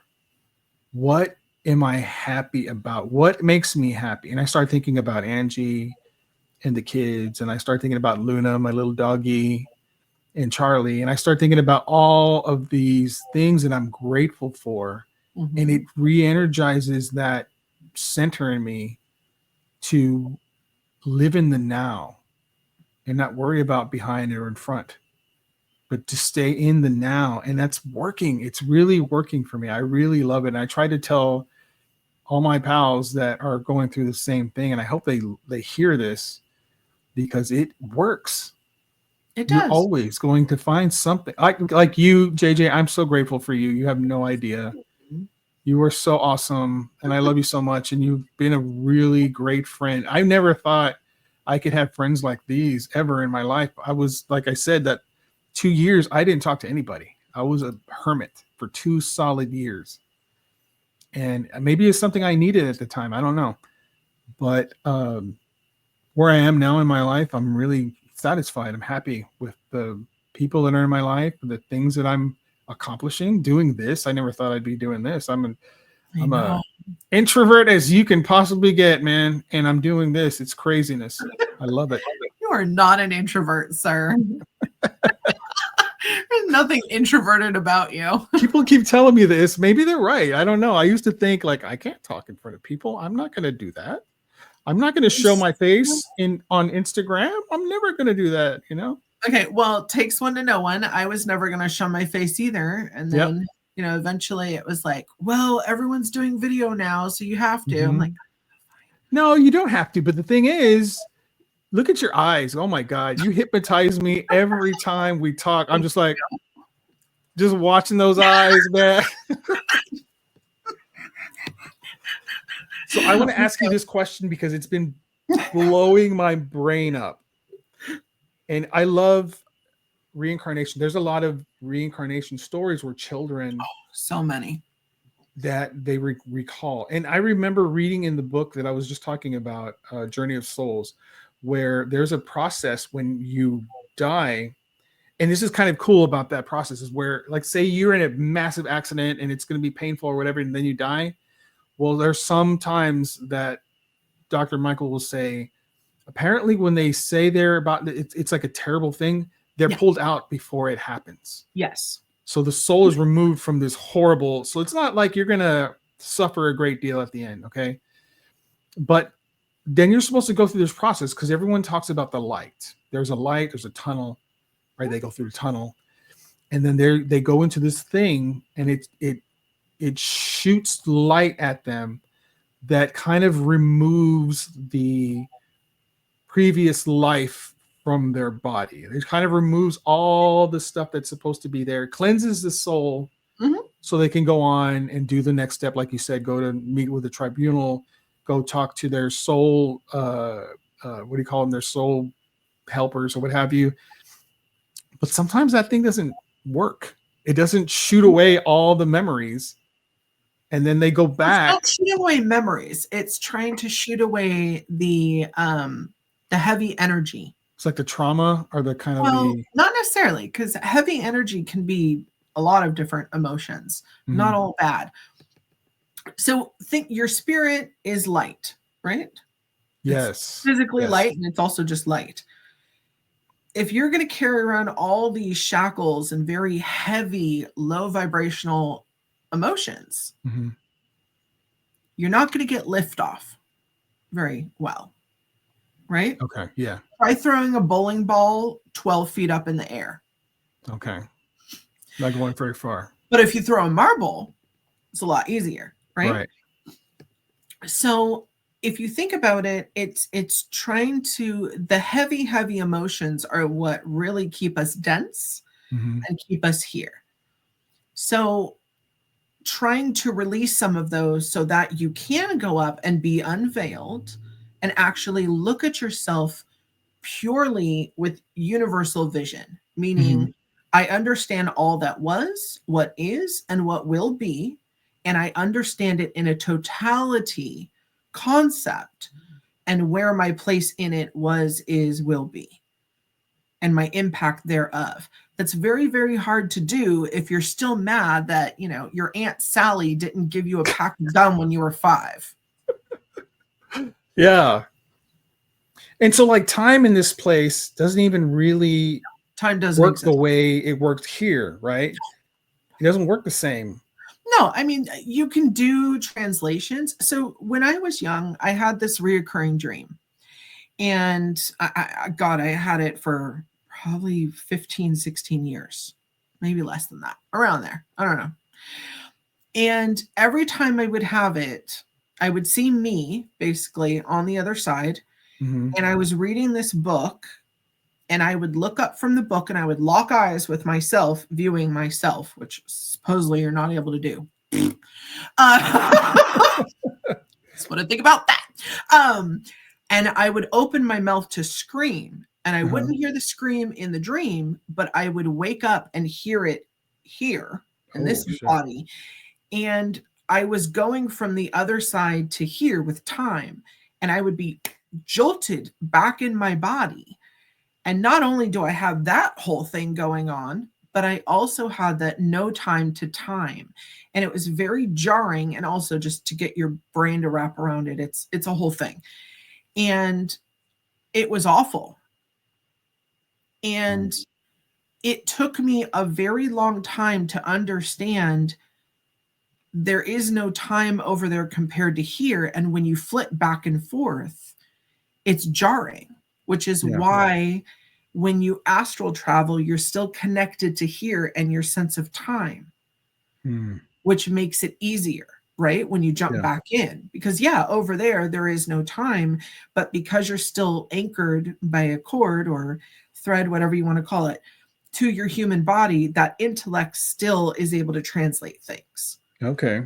So, for instance, when people pass away, typically the time for them to go and review and do all that takes about 2 to 3 days our time, which usually is why people are buried within that 2 to 3 day window, right? Because the old belief was before their soul comes back and wants to, pick up their body and become a zombie, again, very misunderstood stuff. We want to get them in the ground and buried. But there are people who are allowed to come back and watch their own funeral. Yeah, I've heard of that. Yeah, they need that to understand their impact and to watch, what's still happening as a result, because that's still ongoing of part of their being here, right? So when they're up there and they're viewing the whole, like, what is my impact on the world and the universe, that's going to be part of it. If no one shows up to your funeral and you made supposedly no impact, you're still impacting, like, the funeral director. They're going to see, wow, no one showed up for this person. How awful. How does that affect them? So you're always affecting people, whether you know it or not. So you got to be a positive influence. influence. Do you want to be a positive influence? Not everyone does. I do. And not everyone has to follow the same, path that I take. I have friends who follow very different paths than myself. And we just have a mutual understanding and respect. There are people, though, and I've met a few, God bless them, that they incarnated here to be a thorn in everyone's side. What? Yes. Yes. I mean, Okay, obviously. I know people like that. Yeah. I know a lot of people like that, actually. And one of them, I mean, could not get out of their own way for anything. And I mean, highly, deeply spiritually intelligent person, psychologically understood, but it was almost like a compulsion that they were just a thorn in everyone's side. Wow. And even when they passed away, but the impact that was their job. That was the impact that they came here to do, was to be an example of don't be like me. Interesting. Yeah. Wow. So knowing that, how can you really judge? Right. And this is why I tell people, don't sit there. Now there's discernment, which is, hey, you're doing XYZ behavior. You do you, but I don't want that in my life. Right. That's discernment. Judgment is, oh, well, you're going to hell because you're doing X, Y, and Z. Right. I don't know that. I mean, there are big people in history who came in and did awful, terrible things, and that was their job. Yeah. Because unfortunately, humans don't seem to learn unless things get really nasty and bad. Don't I know it, man? And another thing about that is, I don't know, like you said, I mean, I know for some people I'm a positive influence on their life, but not everyone. I'm sure there's some people out there that hate my ass. They are disgusted with me or don't like me or whatever, because you're going to play some role in someone else's life. It's not always going to be a great positive role. It's going to be, I'm the devil in some people's lives. I get that. Sometimes you're the hero, sometimes you're the villain, and sometimes you're just a weird side support character. I like that. So I got a question for you. Reincarnation, I love that subject, but I also love what I call infinite reality. So the way I think, I come up with my own theories sometimes. And one of my theories is there are a ton of realities where your parents met and had you as a child, right? There's got to be a whole bunch of these. And then there's a whole bunch, like we're talking millions, maybe billions, where they never met and you were never born or whatever. Okay. Different timelines you're talking about. Right. I'm talking about completely different timelines.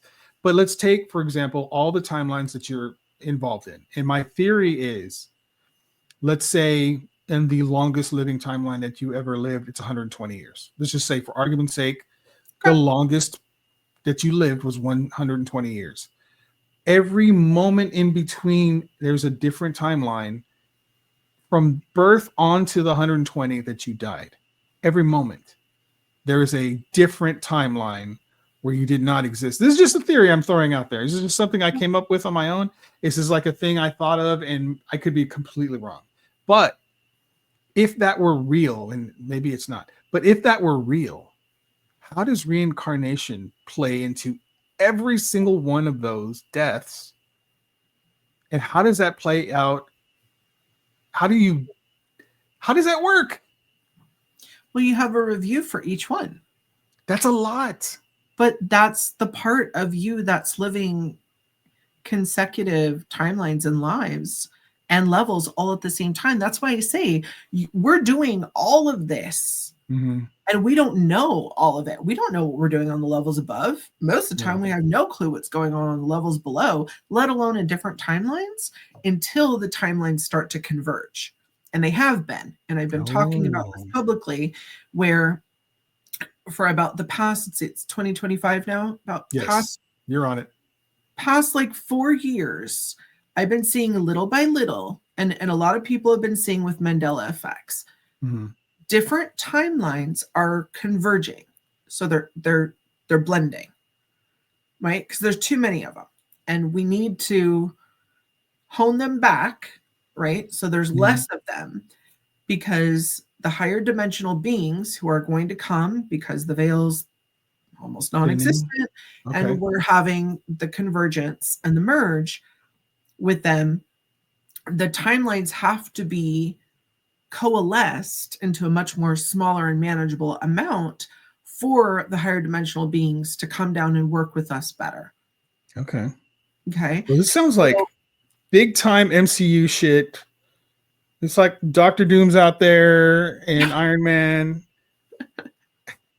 the Fantastic Four.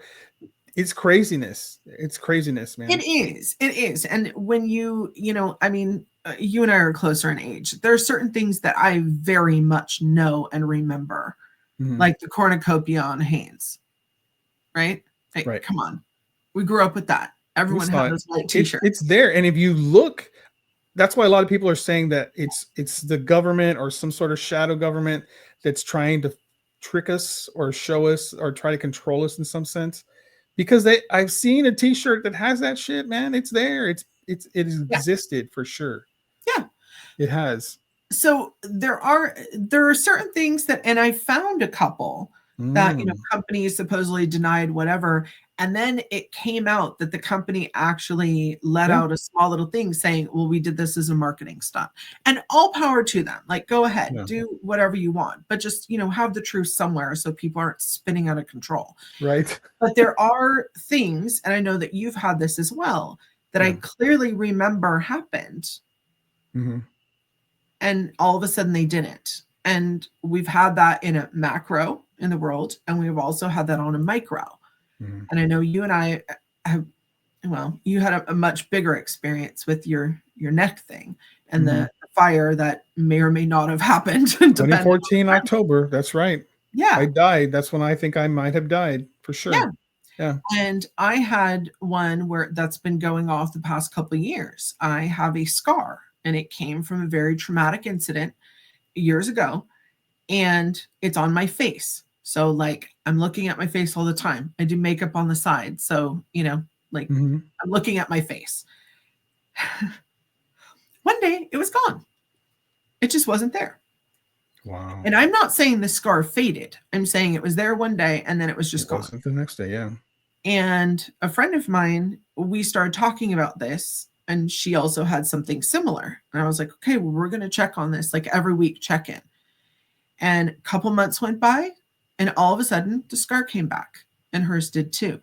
Now, the weird thing is the day that I noticed the scar gone, and her as well, we both walked our separate neighborhoods. And if you're like me, you walk your neighborhood, you know what your neighborhood looks like, you know the houses.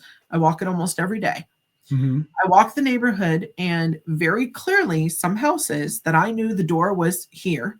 Yeah. All of a sudden the door's over here, and there's a garage there. Shit. All of a sudden one of the houses is painted a different color. Now, don't get me wrong. People paint their houses, and people definitely do remodeling, but not overnight when I was there the day before. Okay. Wow. And again, part of this I put to, okay, maybe I walk it so much I'm not paying attention, but like, I feel like I would have seen major construction for that outside. And she was noticing the same thing. Windows in houses were moved, or the porch was in a different part. And then all of a sudden the scars came back and things reverted to where they used to be. Oh, snap. Weird. Now, again, with these timelines collapsing and converging into making things more manageable, we have seen more and more. And this is this general feeling of weirdness that people have been sensing of like, yeah, don't get me wrong. We're in America. Politics are out of control. There's a lot of natural disasters happening all over the world. Like, you can doom scroll, and it's very easy to say, okay, well, we have the internet now, we have social media, everything's in our face 24/7. But when I know people who are, you know, in their 80s and 90s who are telling me they don't have social media, they're not on the internet, they don't have TV, and they're saying, I have never seen or felt a time like this ever in my lifetime, energetically, physically, and with certain things going on. So right there, you have to say, okay, something else is going on. And that is, we are feeling those timelines converge. I got signed up for my high school reunion to be on the committee.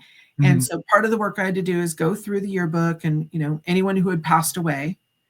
Right. And so I put the whole graph together, and I'm like, wow, you know, because unfortunately in my class, we had the highest number of deaths of any class above or below us. Wow. Crazy. Yeah, it's not great. So, you know, there's a lot of deceased, because I wanted to do an in memoriam. And so I submitted into the committee, And they're like, what are you doing? And I was like, well, like all these people passed away. 3 of them that I remember because I went to their funerals, okay, are still alive. What the fuck? Exactly. How do you think I feel? What the fuck? I went to their funeral. Okay. Not only do I remember the funeral because some things happened that were really weird on some of them, but in one of them, it was the first funeral I had ever gone to for someone who was Hindu. And I didn't know that their funerals took 8 or 9 hours. And so a bunch of us dumb teenagers get there and we're thinking, okay, it's an hour. And then we go and we eat, we do the, the afters, and then we're all going to, go wherever and hang out. And 8 hours later, we're like, we're starving to death. And like people were like sneaking out to go get us burgers, and we had to go like to the bathroom and eat. So it was a whole thing. Wow. And no, apparently he's alive and kicking and is a doctor. What the hell, man? He died of meningitis. Yeah. This is a bit very similar to what the Mandela effect was named on, which was Nelson Mandela. And I remember him dying in Me prison. too. I saw it in the 80s, right? Was it the 80s? He was in prison, right? He was in prison. I remember they brought his body out wrapped in white. Yeah. And they had these like stick things, holding up the cot that they were bringing his body out. And there were riots and there was a whole thing going on, like a whole, cascade and parade of people. It was very somber. I lived in a place where we had to have cable because we were so remote. That's the only way you were going to get TV. Yeah. And so it was CNN and it was breaking news and the whole thing. And they had it on for hours. Tell me that man was still alive? How? Yeah. And then he came out of prison. Yeah. You remember that? He became the president. Became the president. And what's the first thing he did as president? He divorced his wife. I remember that. And it was like, wait a minute, this guy died. What the hell? He's president now? Doesn't make any sense. I don't remember him becoming president. Yeah. Yeah. Me neither. He was just president one day. I remember him coming out, though. I remember he was dead. Yeah. But I remember him coming out, and I remember thinking, wait, I thought he died. Yeah. I'm pretty sure that guy is dead. What? He's coming out of prison now? So bizarre. Yeah. And now you're experiencing with people that you know in high school. That's craziness. Yeah. Wow. I mean, I know exactly what he died. I know the date he died. Wow. It was a whole thing. Like, did you see him again? No, I'm going to, apparently. I told them, I said, no, you're going to have to get me proof. Like, I want a business card and a proof of life, fingerprint or something. And this happened with 3 other people. So there's 2 other funerals I attended that they're telling me, like, one of them is the manager of a Trader Joe's. And I was like, what? No. Dude, that is so weird. You're going to have to take pictures with these people. No, I'm gonna like blood test these people. I don't understand. I've had people bring up things that they're like, no, you were here, this happened. I'm like, I was not there. God. I have no recollection of, and they pulled out a picture and I was there. And this isn't a matter of faulty memory. This is a matter of, I know I legally could not go there because my mom would have had to have signed for me to leave the country. And I wasn't allowed to leave the country at that age. Wow. So, I mean, little weird stuff. I keep seeing, ever since the 2014 and the fire, I keep seeing places where I did, like, for example, I'm driving in my truck or whatever. I'm driving and there's an accident and I avoid it. I avoid it actually masterfully getting away, and there's a massive accident behind me now, and I realized in another reality, in another lifetime, I died there. I died. I didn't make that. Or you were injured, or was severely injured to the point where it's debilitating. And then I'll see, like, the heart attack, for example. I had a massive heart attack that I never felt, and I think in some alternate reality I didn't make it. I died in that reality because it was a massive heart attack, and a lot of people don't make that. So it's just so many things that I see now. It seems like I can sense that now. Ever since that happened to me that time in 2014, I almost can sense this is the moment when this would have happened somewhere else. But I'm not in that reality. I'm in this one. Yeah, and you're also hyper aware of your mortality. Yeah, big time now. Well, I mean, and you've had a lot of close calls, in the past 11 years. Yeah. But so you're a little more cognizant of it than the average person who these things happen. They're not really giving it any thought. It's like Final Destination, man. He's trying to get me. Well, and I had that, when I was younger, and like you had a whole bunch of situations back to back that I was like, how I'm still here, we don't know. But, obviously I have something I need to do.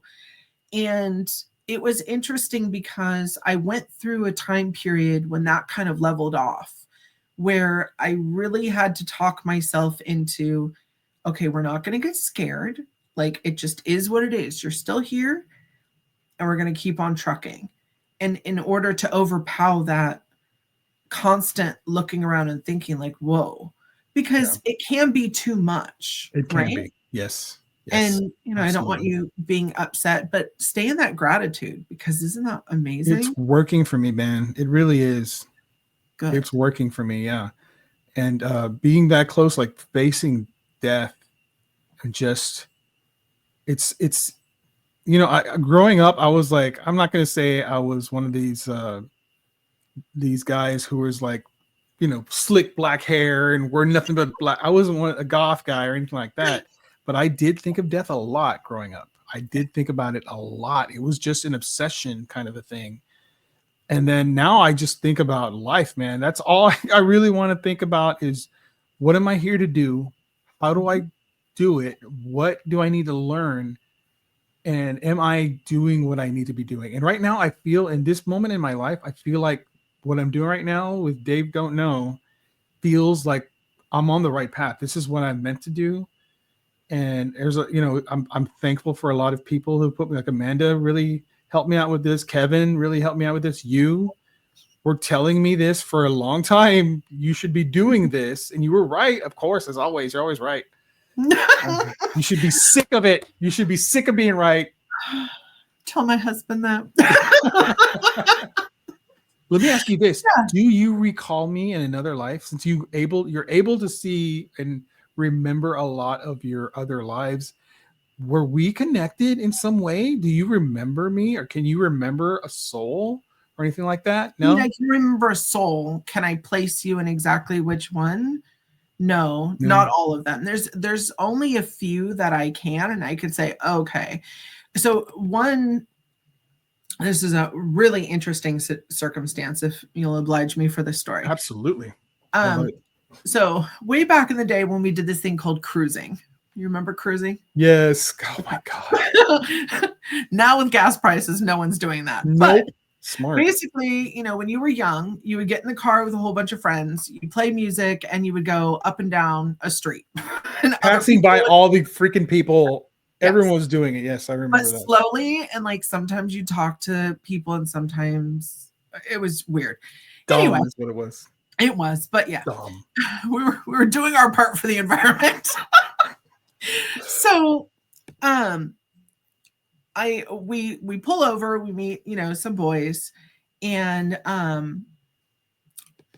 the guy we pulled over with, he and I had the same kind of car. Mm-hmm. Okay.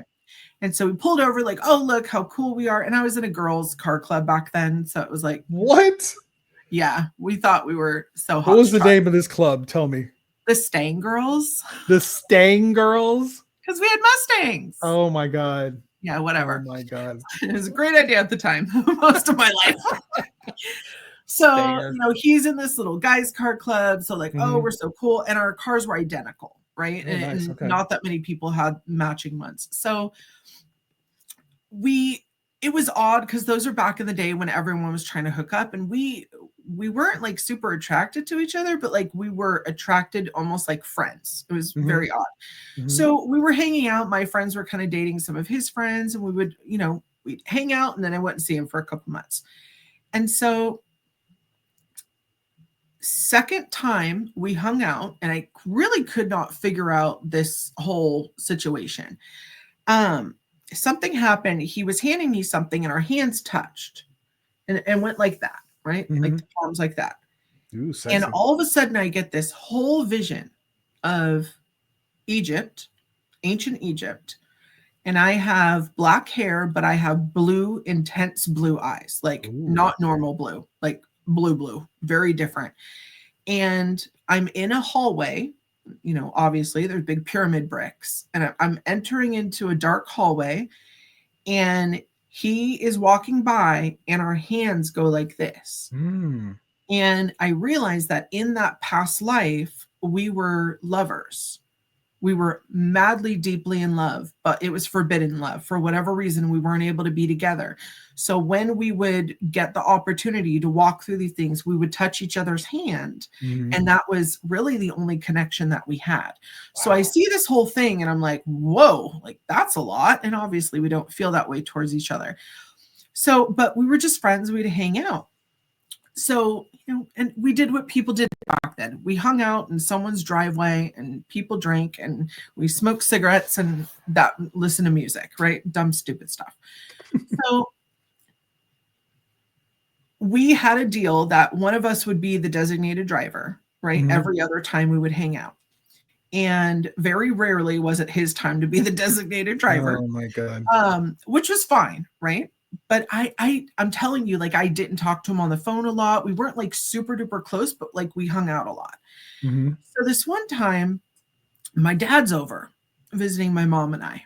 And I tell my dad, hey, I'm going to go out. Like, he's going to be my DD. He's going to come pick me up.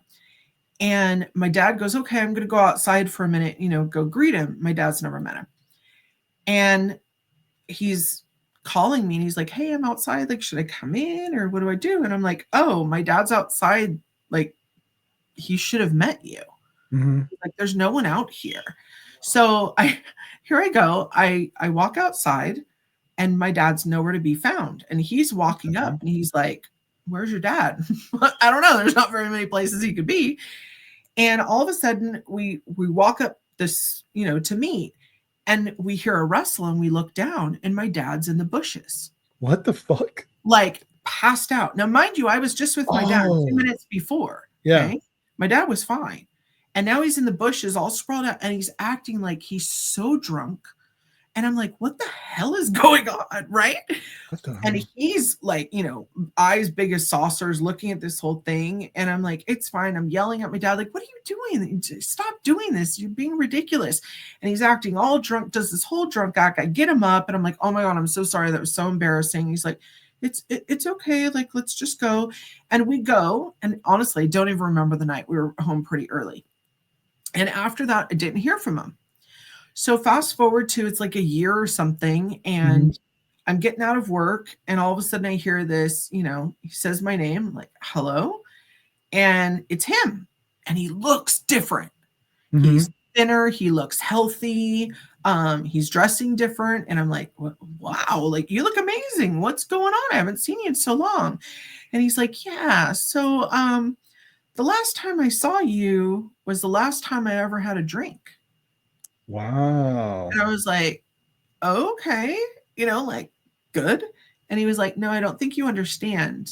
I was a raging alcoholic. And when I saw your dad in the bushes and that whole thing that went down, I didn't want to be like that. And I stopped drinking and stopped smoking and everything and like cleaned up my entire life from that point forward. And again, talk about an impact, right? Like my dad knew what he was doing. I had no clue what he was doing. I just thought he did this on purpose? Oh, yeah. Because obviously, I mean, you know, I'm not the only one with these talents in my family. And so that's a small example of this all. Like, you never know the impact you're going to have on somebody else. And it all started, and, you know, obviously he and I had some past life thing. And honestly, after that, I saw him one other time at a party. I think he's married now with kids. He's still sober, you know, all these years later. And he's doing great. And I remember I saw him at a party, it was like 15 years ago or something. Very random. Did not even know that we knew mutual people like this where we were. And there he is with his wife, and he's like, I'm so happy I have my own business now. And I'm like, are you still? And he goes, I'm still sober. And he named the day. And that, yeah. So maybe that was our contract from that past life of like, hey, we're gonna bump into each other here. We're not gonna, it's not gonna be romantic in this life, but we're gonna agree that I'm gonna, we're gonna help each other out. Isn't that awesome? That's beautiful.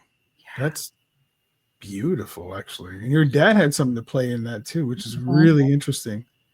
I can't get past the blue eyes. I can't. So I'm thinking it's probably Egyptian. I mean, for sure, but it's rare, extremely rare for an Egyptian to have really piercing blue eyes. Is it not?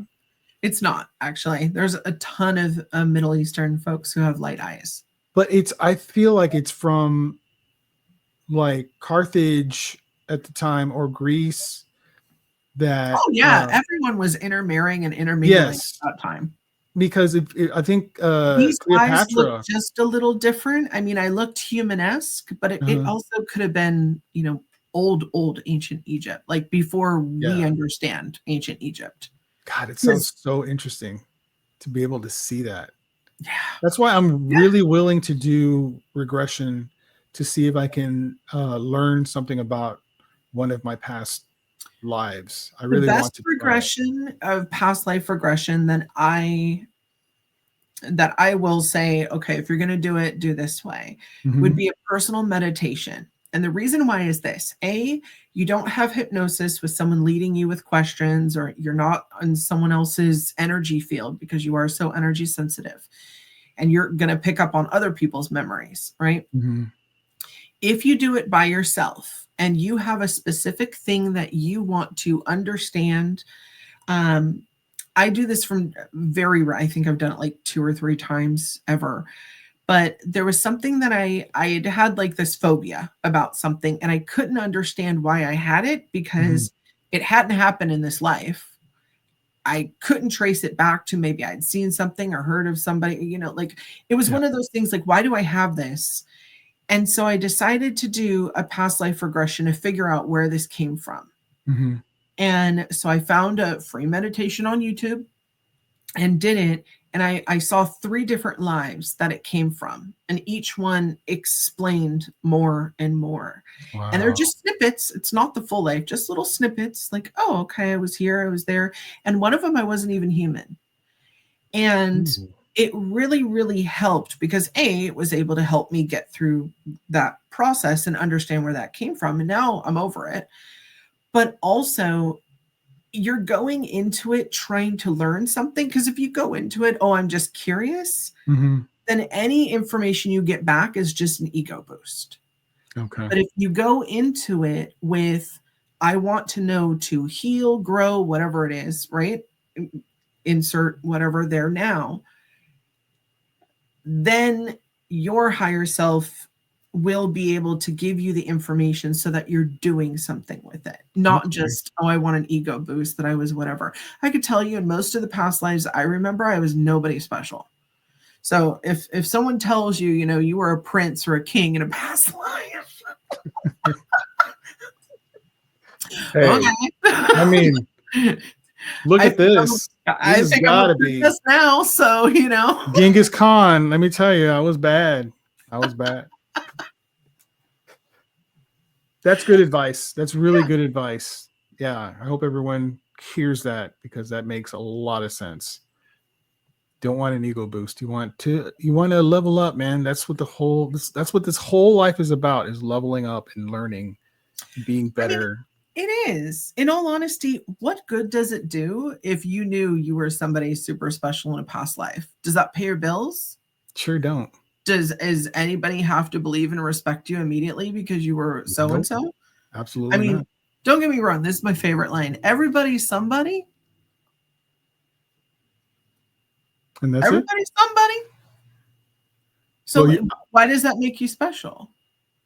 Well, I'll say this. I think you're very special now. I think you're very special no matter what you were in a past life. The life you're living now is fucking fantastic. You're an amazing person. Thank you, JJ Rose 777. Thank you for joining me today. You are you're the best. You're my spiritual advisor. I think we have a connection in a previous life. I'm sure of it. I'm sure we have a soul contract. I'm so glad to know you. Thank you for being my pal, my friend, my best friend. I love you. And I just want to say, you are the best. Please, please, please come back. Let's talk about some other stuff because 2 hours have gone by and I feel like we just started talking. I know. So crazy. This is so nuts. Congrats on your show. I'm super duper excited. Thank you for having me on. I love you, my dear friend. Thank you for being one of the reasons why I'm doing this. I really appreciate you.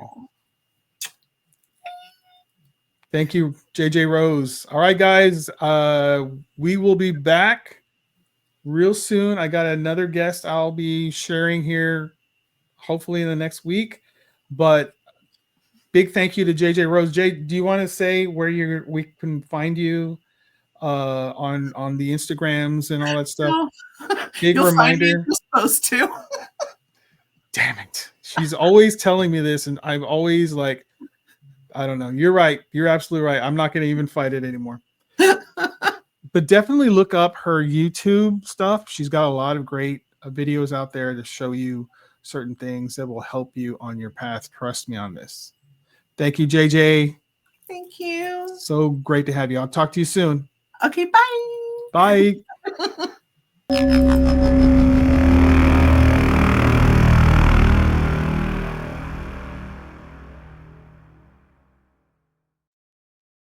Another big thank you to JJ Rose 777 for being on the show.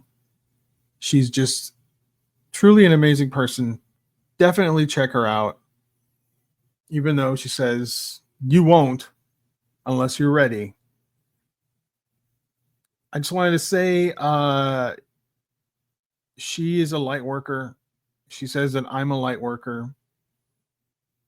I'm not sure about that. I am the Duke of Darkness, but I do try to help when I can. I do try to do things that are positive, and that's kind of the path I've decided to take. So I wanted to say that, there are a lot of moments in my life when I could have gone the other way. I could have done things that were wrong and horrible or whatever. It's always a choice. You have a choice to make on everything. And when it comes down to like alternate realities, and every choice you make basically puts you on a different path. So like if you decide to go left instead of going right, there are so many changes to your life that occur. And if you had gone the other way, you would be living a different life right now. So what I try to do is go in the direction of light to help. I try to go in the direction of positivity, because I used to be really negative, man, really negative. And people like JJ Rose 777 and Kevin and Amanda and all my friends that I've made along the years have shown me that the positive path is the right one. The path of light is the right one. And I am very, very blessed to be on that path now and to be doing the right things, the helpful things. And I can see it in my life. It's like a reflection. All the choices I've made lately, going back several years now, going back 6-7 years, it's been good. And you have that choice. You can choose to do the wrong thing. You can choose to do the right thing, but the choice is up to you. Just know that those choices you make are going to result in a very different future. So try to make the right ones. I know it's a hard thing to do. Also, I wanted to say a couple of things. I know I've said this before. Down the Rabbit Hole on Instagram, we just passed 163,000 followers. By the time this drops, I hope to be at least 15,000 further. My goal is 200,000 followers on Instagram alone, which is huge. It's huge, and I want to make that before the summer is out. So if you're not following, look me up on Instagram. It's __ down the rabbit hole __. Check out the videos. I love all crazy conspiracy, unexplained, ghosts, alien, Bigfoot, whatever. It's fun and I love it. So check that out. Give me a follow. Also, on that note, not everything I post I believe. I'm a skeptic by nature, and I lean scientific. But people like JJ Rose 777, I was very skeptical when it came to her and her abilities, but she showed me, that I'm not right in that case. She is really, really talented.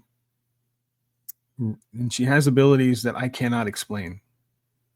And I've tried to break it down. I've tried to see if there's a way around it, if she's just cold reading me or what's going on, but I can't find it. I can't find how she can do it. I just know that she can do it. So when it comes to that, she's proven it to me. Let her prove it to you. And like I said, I'm not going to believe everything I post. Okay. So it's not going to be, I post a lot of funny things to me that they're obviously fake because I think it's hilarious. And I think you'll think it's hilarious. I get a lot of people who are upset with me or think I've lost credibility because no, man, listen, you need to laugh every once in a while, dude. Okay. Read the description. I'll tell you, I think this is fake. I think this is not real, but it's hilarious or it's really, really creepy. And I love that. So, take it with a grain of salt. I do try to find the real stuff, but what is real exactly? You can't tell what is real. You can't say this is real. You can only say it's unexplained. Okay. All right. Next guest is going to be Joseph Gelinas of Tales, Trails, and Taverns. He's a really good friend of mine. His podcast has a lot of really good ghost stories. It's some of the best. And he has shared images with me and I've posted those. He has an amazing voice for story. Like he can tell a story and you're enthralled in that stuff. He's really good at it. One of my best pals. He's an ex-Marine, and a really good guy. I really trust him a lot. He's got a lot of heart. So definitely check out his podcast. He'll be talking about some triangles that are in the northeast, very similar to the Bermuda Triangle, which is something that's fascinated me. So maybe we can sneak that in too, because I just don't know. All right, guys, until next time. See ya.